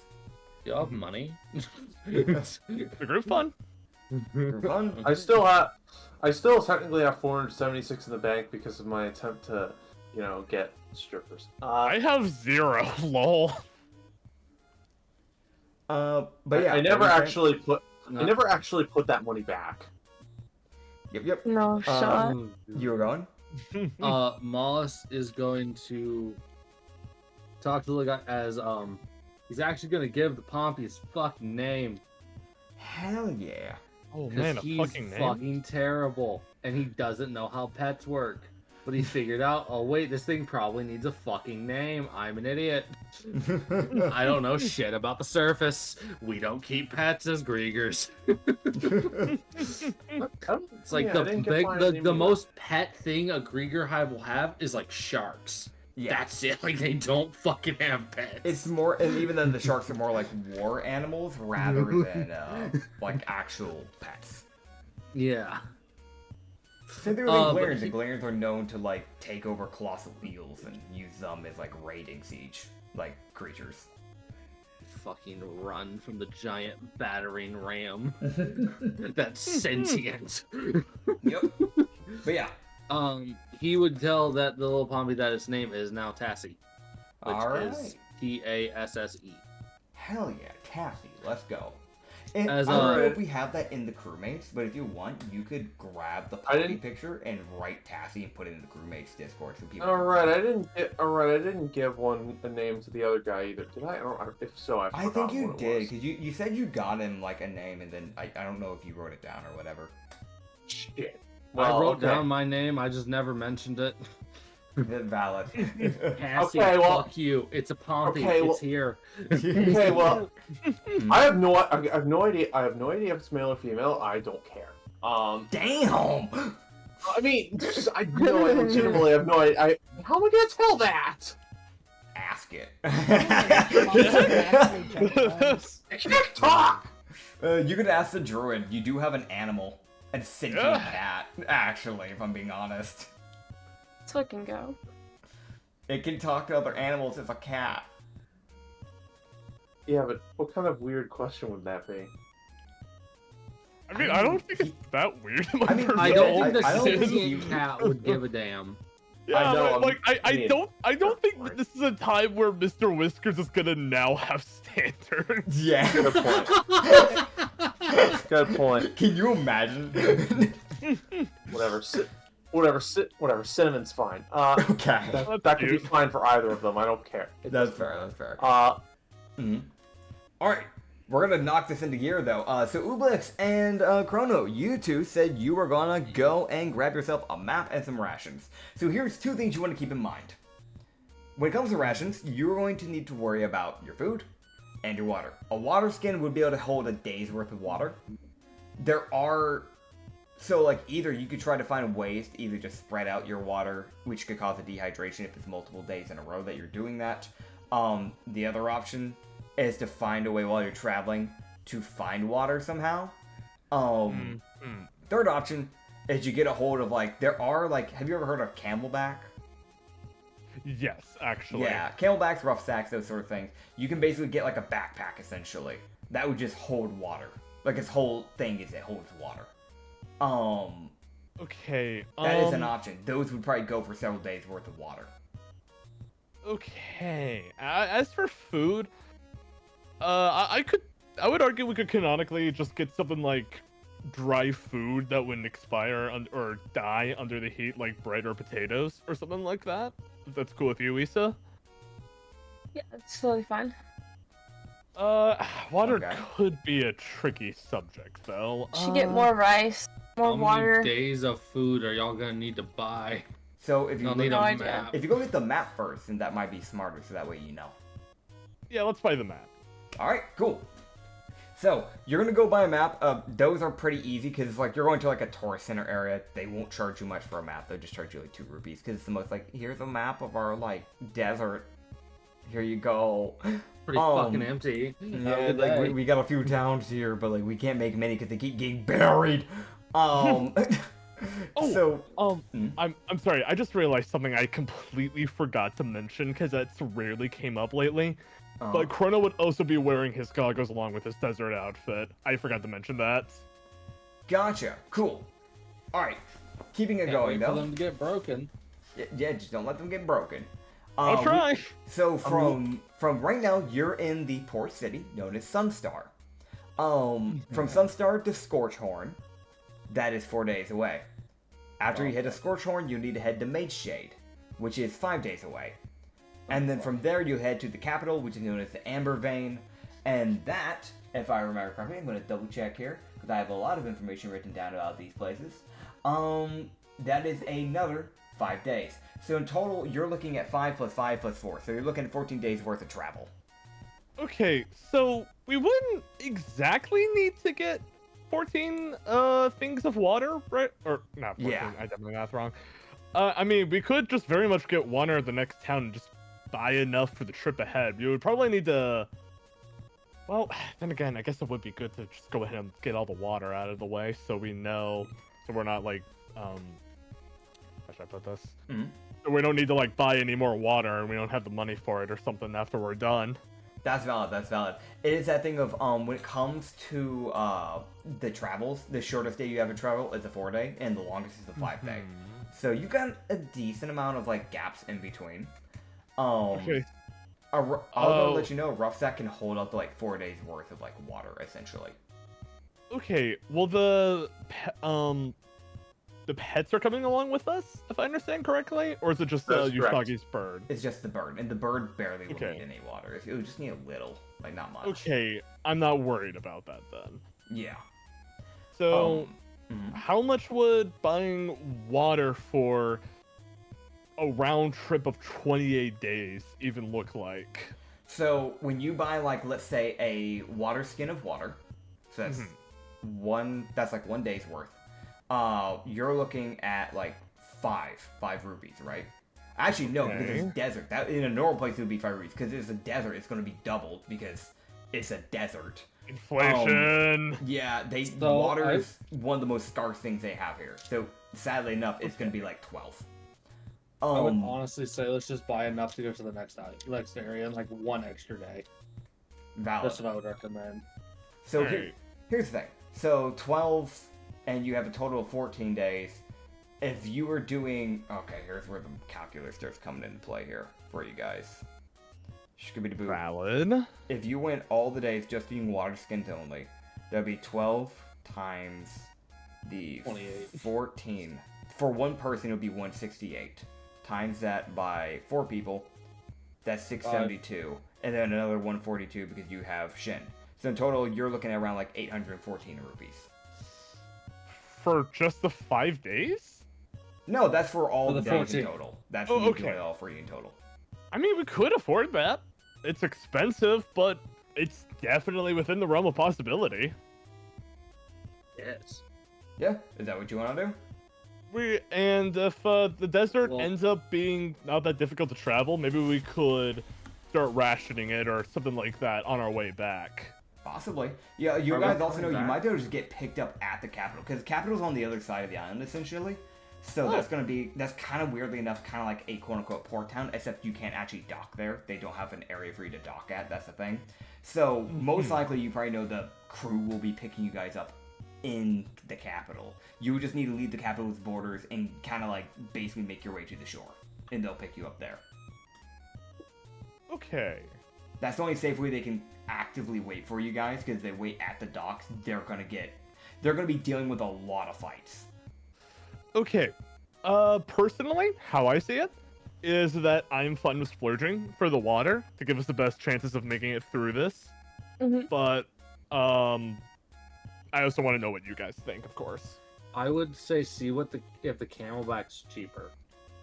Okay. Considering it's like just flat 4 days. I don't know if it will be, but if it's like if the camelback's 48 instead is like 40 instead of us paying 48, that could be better. Yeah. Okay. The Considering it's Camelback, 4 days worth of water. one camelback would be like 35 rupees. So if you had to get 5 for people, that would be. By the way, I'm gonna write this down real quick because I'm not gonna redo math again. So 814. Fair enough. That's fair. So if it's 35 times 5 people, that's 175 for all the camelbacks you need. The only thing you'd really need to worry about is that when you get to the next town, you just need to refill it. That's 3 times you need to refill. Refills, again, it's at 15. But you'd be doing way less refills because you're doing the 3 rather than like 5 refills at a singular town, and then like, you know what I mean? So Oh yeah, no, that's significantly better, yeah. yeah, so like 15 times 5, 75, so 175 plus the 75. So you'd only be spending 250 if you went waterbacks. Or the camelback, sorry. Fuck Yeah, why don't we you. just- Crossbacks. Whatever you want. Yeah, why don't we just do that instead? That's Yep. like roughly 100 Oh, that's a cheaper good than the idea. 14 days thing Yeah. altogether, Yeah. if my math is correct. Yeah, it'll save you a lot more. It'll save you a lot more. Wait, no, if it's 200 something total, then okay, never. Yeah. Oh boy, it's cheaper. Yeah, yeah. It's generally one thing where like you're going to like I was sitting here. I'm like, this is how they start like getting people. This is how they get their money. This is you gotta pay attention. Yeah. So yeah, you can buy your camel sacks. So the camel sacks Fair enough. again, as said before, with 35 each, you're getting 5 people's worth right now. So you're spending 175, and then you got. And I'm gonna be honest, because you're buying them, they're gonna come with water. They're not gonna make you refill at this current town. So like it's gonna come with the water in the first one. So you don't need to worry about getting a refill at this town. So you just need to spend 175. Just make sure. By the way, whatever money you guys are going to be using at the future towns, you need to grab that from the group funds ahead of time, because when you're not at the ship, you can't access the group funds. Yeah. So, Really quick, just to be clear, you said 175? yes. Okay, this is the group fund right now. I just put in the crew chat. Hell yeah. I do agree with what you're saying. It might be good, for me at least, considering I have literally zero money to pick up just a little bit extra money before going into a crazy fun adventure into the unknown. Yep. I got. So Yeah, I think I'll take just 250 just for myself, Okay. for emergencies. Gotcha. Also, keep in mind, you guys still need one other thing, which is a good thing known as food. So you said potatoes. Yeah. Potatoes. Potatoes. You can also probably find, like, if you're resourceful, you can probably also be able to find some random. Would it bits of be food possible to like grow that. potatoes on a ship? Because potatoes are actually really easy to fucking grow. I mean, honestly, it's possible. You don't know what Tassie's growing. They might be growing potatoes. They might be growing jalapenos. You don't know what they're growing. They're growing something and it's useful. Be happy.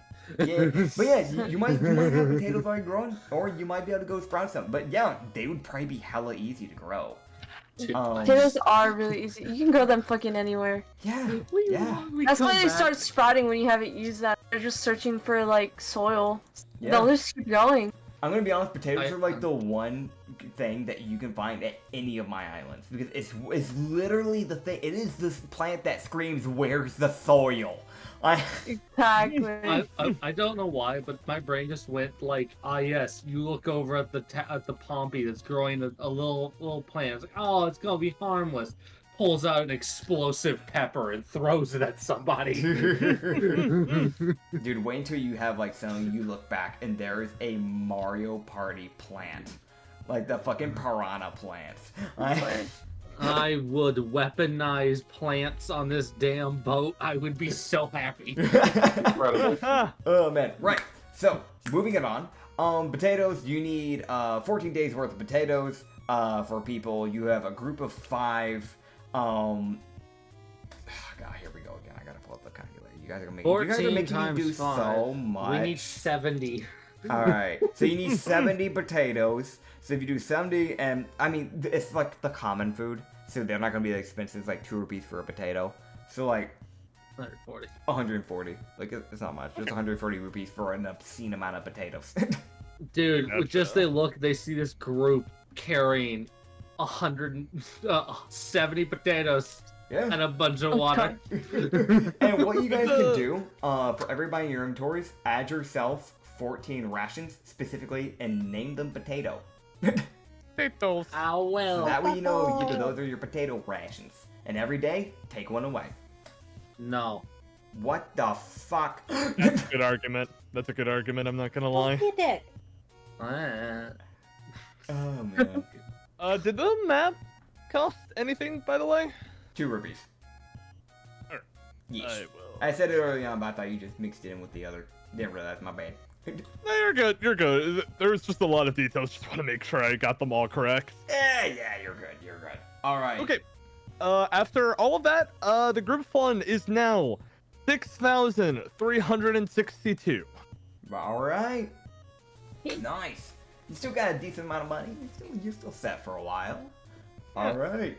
So, that being said, is there anything How you long guys does plan to this do in this last? town before you dip? I will remind you guys, as a quick reminder, one thing before we get going. So you guys have 14 days of travel you guys need to do. You have 2.5 weeks before the party starts. So that means in total, you have a total of 17 days to get there. Okay. Alright. So really, you can only miss 3 days of travel. That's Noted. a bit tight, but we can work around it. Okay. I'm gonna go sell stuff while they're doing Anyway, that I'm going to the trinket shop while y'all are doing important things. Alright. So you check the trinket shop while you do that. Also, what were you trying to say real quick, Acrid? I have a battle axe and chainmail I don't want. Okay. So where are you going with that as well? So that way I know both people. I'm looking for either an armorer or a weapons person. Or just a generalized blacksmith. Because they'll Gotcha. buy it. One other question. There's someone more. Hmm? Huh? I need to ask something, and this does genuinely matter.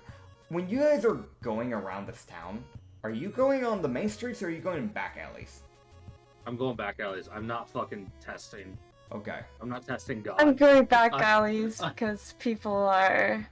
Valid, Okay, it valid. sounds like you guys are gonna do your thing. I gotta go use the bathroom really quick. Alright, alright. Yeah.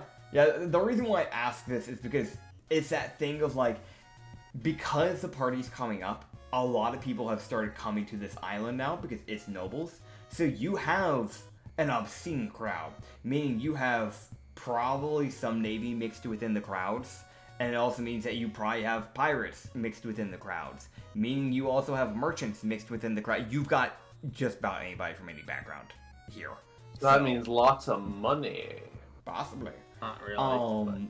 That being said, we're gonna knock out the trinket shop real quick because you had mentioned trinket shop first before we Yes. got to that. So let's go ahead and knock that out. You're heading to the trinket shop. Are you trying to sell something or are you trying to buy stuff? What are you trying to do here? I'm trying to look for. I'm trying to find pretty things for ladies. Is that Okay. They don't even have to be magical. Just you Okay. know, Okay. nice things. Yeah, I will. What I will do is I will roll, see what Because- we find. Oh, right. There might be Right. some. Well, actually, I need to do two things. You need to roll to Actually- see if you can see what you find in here, and second of all, I need to roll to see what's actually in here. Because the important thing is, Mm-hmm. the important thing is, as Usagi well knows, sometimes smoozing up somebody above you is a great way to get paid. Fair enough.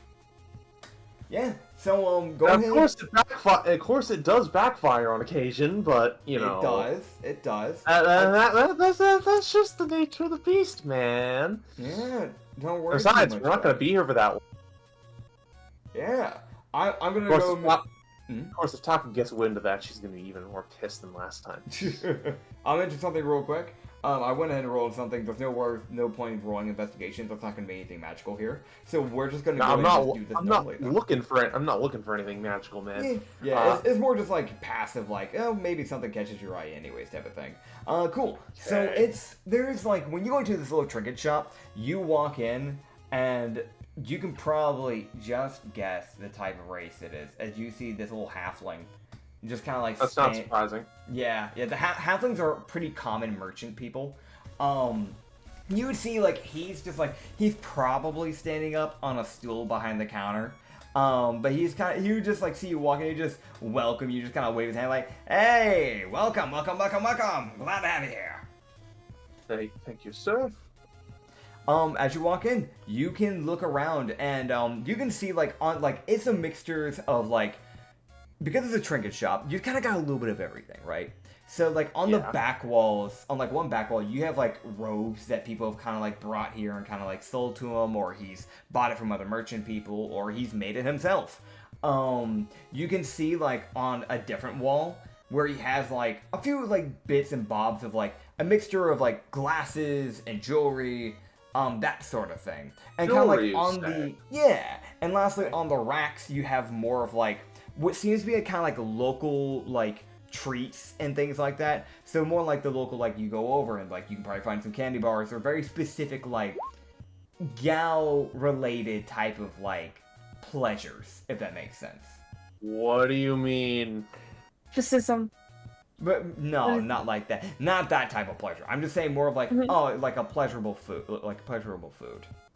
Oh, Yeah, okay. yeah. Well, that's not much help for me. That's not much help for me. But there's like jewelry up on the back. Is there like a comb or is there like a fancy comb or something? Because if there's anything that fur would need, it's probably that. A You know, comb? maybe. I'd say yeah, you could probably find a comb here. Because again, with it being a Yes! trinket shop, they have a little bit of everything. You'd find it like more near like where the robes are at. So you'd be able to find like a Right. little like comb and like it's like a mixture. Oh. Like you see more brushes than anything, but there's like a few combs, like these black combs that you see like back in the 80s when people would like brush their hair back with the obscene amount of gel they had in their hair. Okay. Oh, Is it yeah. like? Is it like ornamented or anything? From what you can see, a lot of them aren't fully ornamented. They're more like defaults. But you can, like, most likely, if there's going to be something more ornamented, because those are probably the more, like, pricey ones, that, like... It'd be somewhere else. They might have it up at the front desk, because they'll probably have those behind the display. Alright, well, I'm gonna go look up there, because... Yeah. Because please, I have a financial windfall, you know? Fair enough. Yeah, so when you head over there, you would see that there is, like, a glass display of, like, the way more, like, intricate, less default stuff. Where you can see, like, there's, as you mentioned, like, a comb with kind of, like, it's like a black comb with, like, some silver, like, intricate design kind of, like, going across it. Kind of more, like, floral-esque. And there's, again, a few rings, that sort of stuff. Rings, you say? Yeah. Okay. Alright. Alright. I'm going to get one ring, and because I don't know what the purpose for this is. It's, you know, it's just good to have it in your pocket in case you need it. I get it. But the other, but yes, I'm getting that comb because I'm gambling on this one. I have no idea if she'll actually like it, but you know, it's the thought. That's valid. Yeah, so you can for like although if I do end up seeing Millie again, I could use that instead. That's a great idea.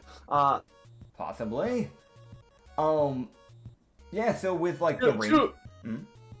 Yeah, ring of the comb. That's good. All right, cool. The ring would be because these are a little bit more intricate, but it's not like you're going to like a noble shop where it would be insanely expensive. No. So it's not like that much money. Yeah, it's not like you're going to a Gucci store, you know what I mean? It's like going to a Belk's, but like going to like the slightly more expensive area of the Belk's, you know what I mean?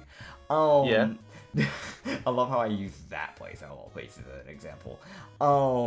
You would see that the ring is around like just 75 rupees and the comb is like 55. 75 rupees, you said? 75 and 55. Okay. So in total, I think that's 130. Alright.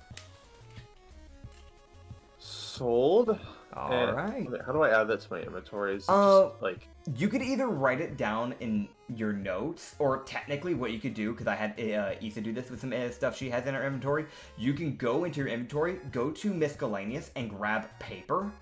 And you can grab a piece of paper, because they barely weigh, it doesn't weigh anything on D&D, and just rename it ring, and then grab one more piece of paper and rename it comb, because those are barely going to weigh anything. It's not going to weigh a pound, so like, yeah. You can just... Pulling a Beyonce, huh? What? Beyonce? Put in the ring, huh? Okay, that took me a minute. Fair enough. More importantly, I do have something I could sell. Remember those 5 silver coins? I'm pretty sure I didn't sell those. Yes, you're talking about the 5 silver coins from the Forgotten Island, right? That's correct. I have those. Cool. I'm going to try.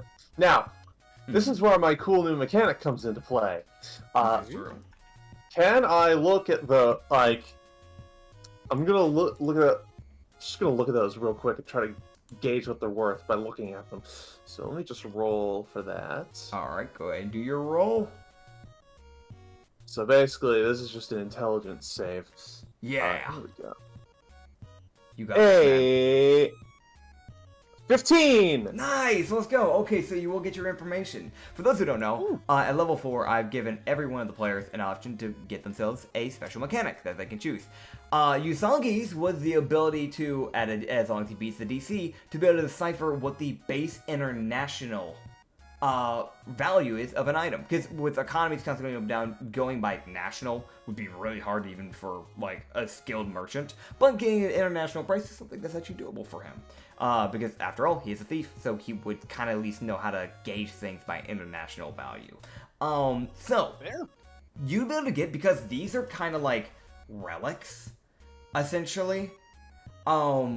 These would be worth around like 2,000 rupees each. What? Now, here's the thing. Something you should keep in mind as a player, and this is me as a DM, I'm saying this because I don't want you to get cheated. Obviously some NPCs would try, but it's more me just being honest here because you're still new to my world to a degree. Selling these type of items, you'll be best off selling it to historians and things like that. A trinket shop will probably undershot you because it's kind of like a pawn shop. when I think of a trinket shop for the worlds. Noted. Okay. So keep that in mind. They will probably I'm try gonna to undershoot your Then value. I will take my extremely valuable silver coins and leave. Yeah, you should write in your notes, by the way, what they're worth, so I don't have to re-remember, because I might forget. That's good. I don't want to lose my goddamn money. Yeah. You also have a Coins are feeling that worth- those things you gave Gimo was worth way more than what you got paid for. Oops. But oh well. Oh man, but yeah, now you know. I mean, it's that thing of like you are actively holding on to coins of a forgotten civilization. Yes, indeed. So Wild. Very useful knowledge. Holy sh! Well, this is gonna bring up the group fund, isn't it? yeah. Considerably so. I knew stealing those was a good idea. There you go, man. All right. That's right. You heard it here first, folks. Crime does pay. Yes, it Literally. does. We do not condone this at the Lost Harbor Tavern. However, at the Lost Shipyard, we do condone it. By the way, Molly. Oh wait a minute, I do have. Mhm. Oh wait a minute, do they sell weapons here? If not, then So this is more of like, if you want to get a weapon, you're more likely to go to a no, I need to sell a weapon. sell a weapon. I have that one You- battle axe, remember? Yeah, that is true. That is true. You could sell it to a trinket shop. They normally don't sell weapons, so they probably would buy it at a lower value. But you could sell it to a blacksmith if you found one. Is there a That's their better blacksmith in the shop. port? At a port, probably, because that's where a lot of stuff's going on. But to be fair, you also recommendation. Well, not recommendation. It's more just like a info type of thing. You would probably know that because it's been kind of slightly confirmed due to Ublex's stuff. There's probably going to be some at Mage Shade because there's a revolutionary area going on over there, and there'll probably be some at the Oh. capital because it's the capital. So Oh, okay. So save my big ticket items for there. Got it. Okay. that's my recommendation. But also, it could very much. It's a thing of like you're taking a gamble of like, will you make more or less at this island? But you won't know until you go there. So yeah. Oh, It's a battle axe. It's not a high ticket item. I think I'll try and sell it here. okay, fair enough. You can go. I for... need to. Hmm? I need to make the money back that I just spent on useless shit. That's valid. While you go and find a blacksmith, we're gonna hop over to Mollis for a bit because he went to the back alleys as well to go and do what specifically again? Trying to remember. I need to go sell stuff. All right. So what are you trying to sell? So that way I know again. To just double check. I need to get rid of some chainmail that's not mine, and I don't want it.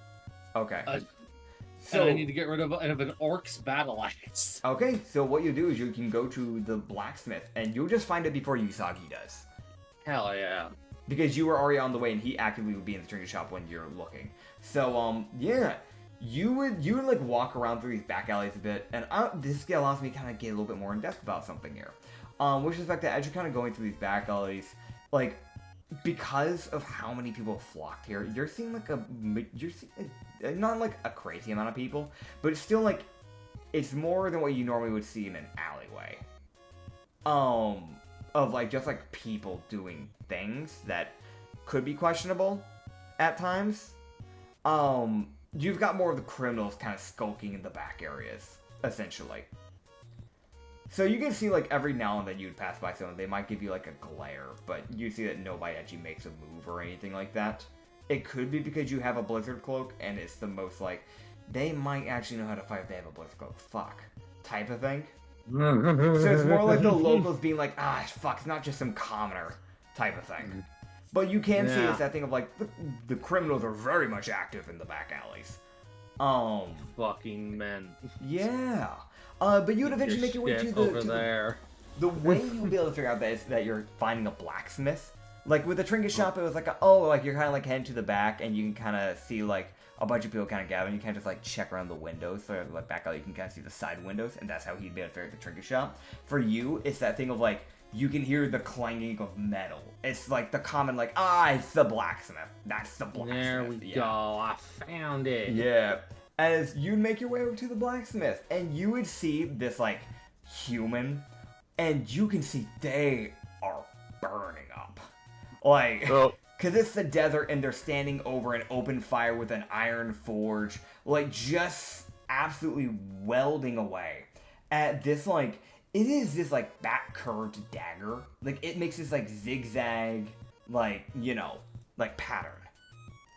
But you can see that they've just been welding away at it. Hell yeah. I'm gonna wait till he's done. Cool. Yeah, you would see him get like a good, like maybe 4 more swings before you'd see him just take a step back, and you just hear him just go, oh, I need a fan or something. I need to get an artificer. You see him just kind of like look up. He's been like kind of like lightly running his hair through this like. You can see where like he's probably like middle-aged, maybe a little bit older. Like he's kind of like balding a little bit. Like this naturally ginger hair, like the top area has kind of like gotten pretty thin. You can see where like the hairline started receding a bit. You just see him just go, oh, sorry, didn't realize I had a customer. How can I help you?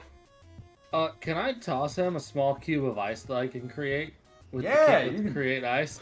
Yeah, you can do that. You can create an ice. You can create ice of 5 feet, technically. 5 by 5, if I remember So right. I guess this guy just sees like a hand come out as it just holds out like an ice, like a small, like probably like 8-inch across ice cube. Because he's like, this is gonna melt quick. Dude, he would look to you and just kind of grab it and kind of just press it against his forehead and just go, I appreciate that. Thank you. No problem. I can imagine how you're doing. You know, it's at times like this I wish I was a tiefling. Yeah. He was like, well, I don't have a lot, but I have this. He would basically put the chainmail on the thing. He was like, I have this, and I have this battle axe. There are 2 things I don't need. Alright. And he's going to inspect them. Now, if I remember correctly, run my memory through. Do you remember where you got these from? I got the chainmail from the dude. From the dude. From the The orc ranger. fucking no. Okay. No. I got it from the fucking the Dragonborn. Okay. I took Right. it from the Red Dragonborn. That checks was out. like actually dressed very well. And Oh yeah. That's his, right? Yeah. And I think I got the battle axe from some orc. I remember it was some orc. The battle axe is, I think, from an orc. I'm trying to remember to double check here. It might be from an orc. So the battle axe. Yeah. I remember it was the preface of me grabbing it was from an orc. I just don't remember where. Because I've had it in my inventory for a bit, and I was like, where did I get this? I think it was an orc. I was the only time I remember hearing a battle axe. Battle axe, orc. Y'all haven't fought many orcs. Orc. Oh, that might be the one think that was chopped at Usagi. Oh. No, he kept on to that one. Okay, then I don't have the battle axe then. Wait, Yeah, no, I I have know battle someone. axe. The ranger did have a battle axe. The ranger then I half took orc did his. have a battle axe. Yeah. Okay, so if it was just a normal battle axe, then I have that. Yeah. So he looked to the normal battle axe first and just kind of looked to that and just go, it's a little worn, but it's fairly well taken care of. I could give you... No, I'm going to be quite frank. Normally, I only buy battle axes that have been used for like 10 rupees. But you have been kind and actually given me something in return, aka ice, which is not something we have here. Though it He didn't just last long, creates it's still another nice. like cube, like just a smaller cube, because he's like, I can just do this. This is what this cloak lets me do. Like, it's How almost much just ice like... do you want? Oh, man, for real. Yeah, you just thank you again and take another piece and just go 20. I can give you 20 for this. I'll take it. Yes, I'm not gonna barter for a fucking battle axe that I didn't buy or find. I took it off a corpse. Fair. You look to the chest piece, and that's something that's actually worth more because his chainmail is like, it's not like as heavily decorated because it was the green one that had, it was the green dragonborn that had like the heavy, like fancy, overly golden like display. The red dragonborn had like, he wore a lot of black, and he had like a golden necklace. That was his main thing. So he kept a lot of I'm his keeping own those. stuff off to the side. That is valid, by the way. Those are my trophies. Fuck those guys. They're mine. It's mine. That's valid. That's valid. I don't need their shit. I just want to keep their stuff. Fair, fair, fair. You would see him look to the chainmail, which is just kind of like, because it's a like, just like normal chainmail, he wasn't trying to show it off or anything. You can see that he didn't take too much care of it. Probably because the man's been brutalized throughout the amount of fights he's been in. Which hell, half of them might have just been at Rustbreaker because of how many fights happened there. You would see him look to and just kind of go, "This is pretty beaten down. I hate to do this to you. Normally I'd pay more for armor, because armor's a lot more metal, but I've got to fix a lot of this. I can give 25. I'll be totally honest. I took it off of a man who tried to kill me, so... Fair enough. Like, it's the most just blatant honesty of like, no, I'm not too invested in what I get for this. That's fair. I have a lot of adventurers every now and then that stop by and do a similar thing, so I'm not too surprised. Yeah, so I'll take the 45 total. Yep, you can go ahead and do that. And, Mollis Wood, you curious at all to see what this guy has? There's a chance. Actually, yeah, he is kind of curious to see what the guy has. If he has anything of note. He's like, I wasn't planning on buying anything, but I am now slightly curious. He would just look at you and just go, "Well, I have a few things. Hold on." And he would go to the back for a bit, and he'd pull out like you see where like he's obviously like the more common everyday weapon. Excuse me. The more common everyday weapons he has is just kind of like up on the wall, like hanging outside over the porch area where people are able to walk into. He set up his blacksmith a little bit different. You don't go inside the building to buy stuff. Like, you just kind of go over, like, the roof area. But you'd see, like, he'd pull out, like, 3 things. Oh. And the first thing isn't actually a weapon or armor. Is it a shield? A pipe bomb. No. He would look to you and just go, It's a pipe bomb. That's more of an it's a Troy Arthur Thunder. Fisher thing. So he looked at you and just go, "This first one, I'll be quite honest. I've never done something like this before. I had someone commission me for it, and then, they may have never died. came back. They died. Yeah, they, had a rather unfortunate accident. You see these swords?" He kind of, like, points to the swords, kind of, like, strapped to the wall. Yeah. I used to have those dangling because it was supposed to show that way people wanted, if they wanted to, actually feel the blades, they could actually go up and grab it and check out the sharpness so they knew that it was legit. I've had to restrain from that because they didn't pay attention and decided to walk directly into a rather sharp blade. And it cut open the top of their head. Oh my. It's just like, it's just this is the most, just like, he just leans his head down a bit so the hood kind of covers up a bit more. It's just this sad hanging of like, God, people are stupid. Yeah. You just go, "I felt really bad. I've been open for 20 years. That was 2 years ago. Within my 20 years, the first 18, that's never happened. That was very new. But I think he was also new to fighting in general, so he might have just not been very aware to begin with. But he wanted this because he wanted to be able to travel and cook on the side. It's an easy back oven. Essentially, you're supposed to be able to cook as you go. What? And I can send out the full out thing for this. There's a lot of reading on this. Shit. That's hilarious. What the hell? It is a I might- backpack that has like a built-in oven. Holy fuck, I might buy this just for Benjamin so he doesn't have to leave from the fucking like go watch tower to go grab food. He can just make his own shit. Nice. This is all the information on this thing, by the way. It's a lot of information. I did not make this item. For those who want to find this item, if you want to go on Patreon, you can check out Abyssal Brews. They made this item. It's a very interesting item. Okay, you can spend 1 hour. Essentially, Use I'm one? gonna be honest, I'm probably not gonna run it through all that rules. It would just be simple, if you want to cook, you cook.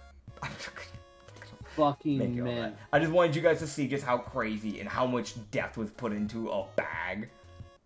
I Oh, fucking man. love it. It's a hilarious item. Moss Yeah. is looking, he's like, that's different. That's new. That's. I love when people put that much effort into things. Dude, I do I too. It's personally so love cool. it. He would just go, oh, the second thing's kind of something that came with that. He was wanting... Oh. He was a unique fellow. Very unique. Oh, really? Yeah. I just want to mention the attached. Oh, really? I feel bad because... Listen, I hadn't talked to a lot of dwarves. That's the first time I've ever seen a dwarf in the desert, let alone... Oh. Very kind fellow. But he had this thing, and he pulls it out. As you see, a thing called a traveling garden. And he just lets you go, Dude. I don't know why he went to me, a blacksmith, but I did my best. And it is this thing, like, it is essentially like a little box that, like, it's like a small treasure chest that, like, compacts. And you just, like, you can put a strap on your back, like a backpack. And it's just a portable garden. You can read the rules to how it works. It's a fun little thing. And you just look to you I go. personally want one of those. You just look to you go. But I know you came here for blacksmithing, and there's one item that normally people just come here for commissions and they actually buy it. I haven't had many customers that you walk away.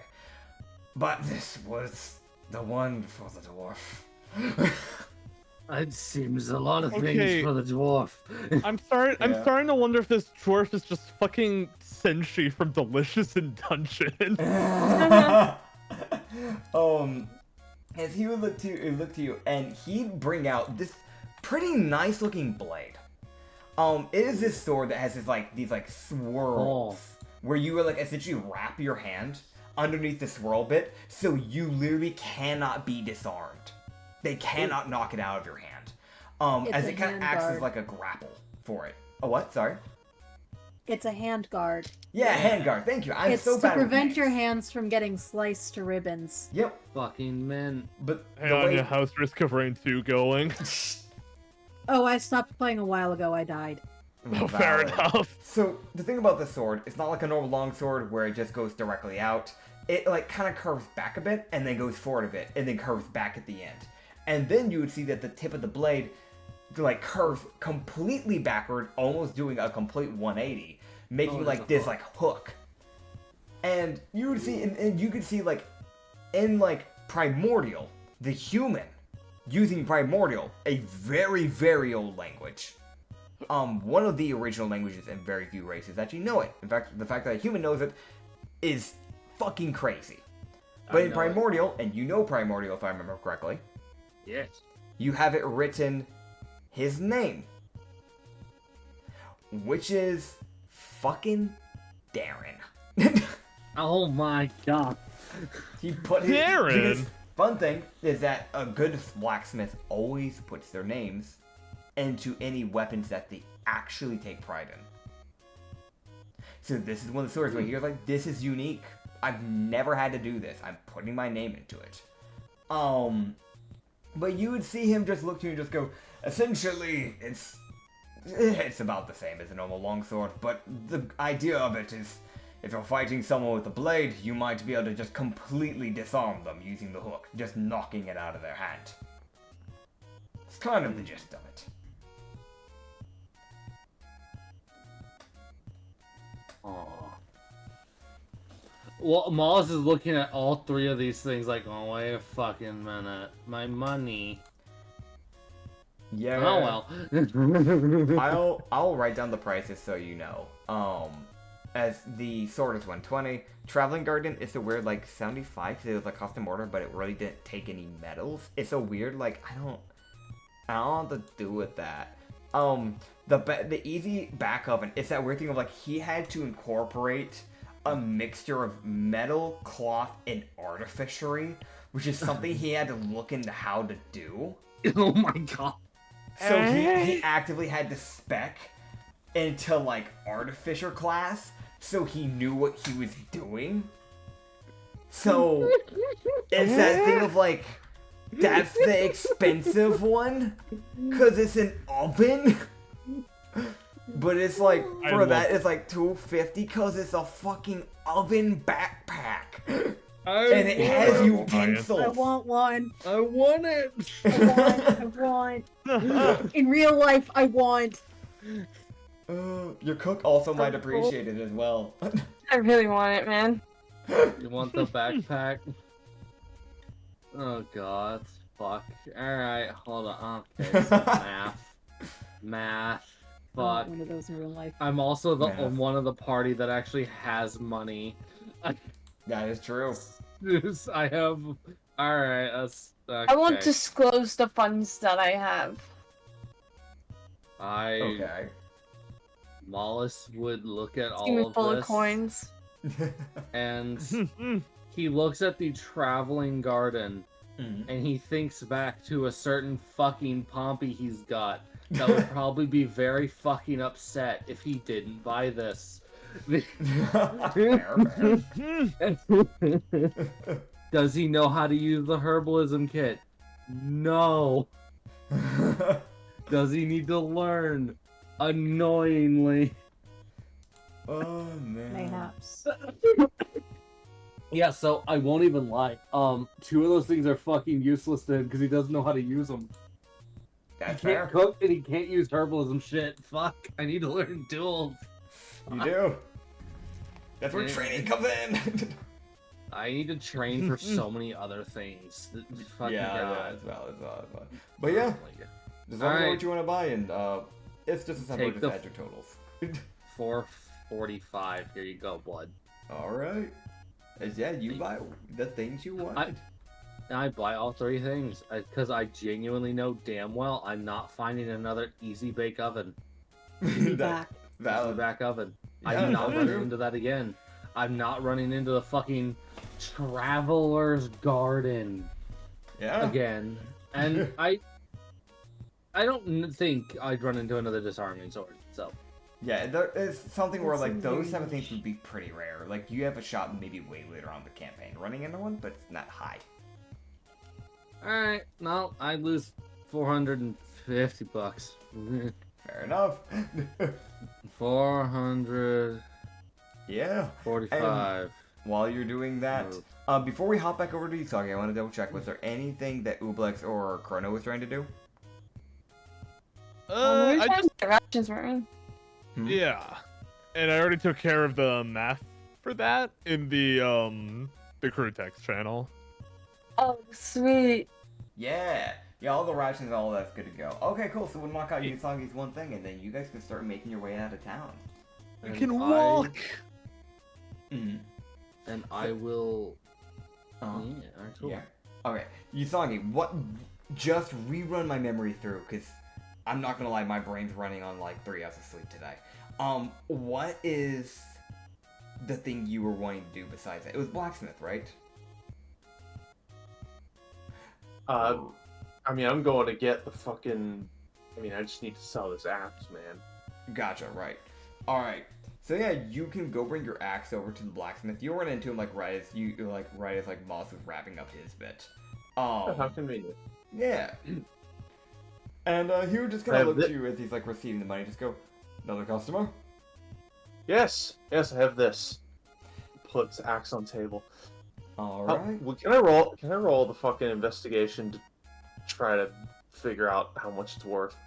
Go ahead and There's do no that. limit on. Also, let me know Okay. where did you get the axe from so I can remember, because that also determines The my orc. razor. The The orc guard at the strip club threw it at me. Right, that one. Okay. God. He impaled me with it, the bastard. Yeah. Anyway, that's 14, just Four- barely. 14. You can see, so like, because it's been used a little bit, similar to Yeah. like the other axe, it's probably just worth like 10 rupees. It's that thing of like, a used weapon is gonna be worth way less than like an unused weapon, including if like, unless it's like a homebrew, like special, like special and unique weapon, a lot Which of like it's normal not. base weapons are, yeah, it's just like a base everyday weapon. So you could get like, Okay. it's normally worth 10. Alright. you would see the blacksmith kind of look to it and just kind of inspect it. And just kind of go, I can give 10. That's good. That's good. I'll take it. Alright. And, yeah, he'll give you the 10 rupees. Excellent. Okay. Alright. And real quick, if anybody needs to, we're going to give you guys a little bit of a break here. So we're going to pause for a quick second. Alright, and we're back. Alright, so, here's the thing. You guys will start making your way out. And as if I remember correctly, you guys said you guys are taking the, like, back roads, you're going through, like, the alleyways, if I remember correctly, that you guys are going to make your way out of the, area, correct? Yes. Alright, cool. So you guys will basically kind of just, like, get a hold of each other. You saw Gay and Moss, you guys kind of already, like, naturally kind of combined with each other, and Ublex and Corona are kind of with each other. So you guys would just go out of your way to kind of, like, meet near the port again, before you eventually just kind of make your way through the alleyway. The alleys, Is luckily the ship enough... still here? What? Is the ship still here, or did it already? The ship's gone. Fuck. Okay. Yeah. It was generally that thing of like you guys need to get everything you need done before. Yeah. I do apologize about that. But yeah, as you guys will start heading and making your way out of Sunstar. And as you guys are making your way out, I will mention one thing that'll catch of interest. As you're about out of like the alleys and about to start making your way out, you will notice that there is somewhat of a commotion going on in the back alley. And I'm going to real quick. You can hear that there is a bit of a commotion going on. And I am going to real quick grab something for you guys so you guys know what's going on properly. You can see that there seems to be a little bit of a scuffle going on. As you can see that, like, as you're kind of approaching, you can see that there is, like, a guy knocked out in the alleyway. And not just one, there's another one where, like, there's a car. I will mention these alleys are a bit on the bigger side compared to a normal alleyway. There are reasons for that. But, like, these are kind of, like, more like, yeah, it's more like the back road type of alleyways. But you can see, like, there's, like, a guy knocked out in, like, a car. There's another guy just flat out in the middle of, like, the alleyway road, essentially. Another guy's kind of, like, knocked out near, like, the wall. But you can see, like, there's, like, a decent group of people that has just, like, they seem to be crowding around this one turn in the alley that's really fucking narrow. And you can see, like, there's, like, a few guys up on roofs. You can see a drow and a human kind of skulking near this area. And you can lightly see that there seems to be somebody kind of, like, basically being cornered by this group. You can very lightly see it because that thing of, like, a good portion of this wall is blocking the view of this person. But you can see what looks like maybe, weirdly enough, 4 arms on this person. As he is actively throwing hands for his dear fucking life. Oh boy. And that's where we're going to end off. Well, he certainly has a lot of hands to throw. Yeah. And that's where we're going to end off. Anyway. You guys have fun. All right. Have a good night. As you guys have a week to think about whether or not you want to engage with that or just let him die. Oh boy. I know I'll what see I'm all you doing. guys. Under discussion. Let it moving on. die, let it die, let it shrivel up and die. But yeah, thank you guys for stopping on by. I will see you all later. And see you in the next episode. Bye-bye.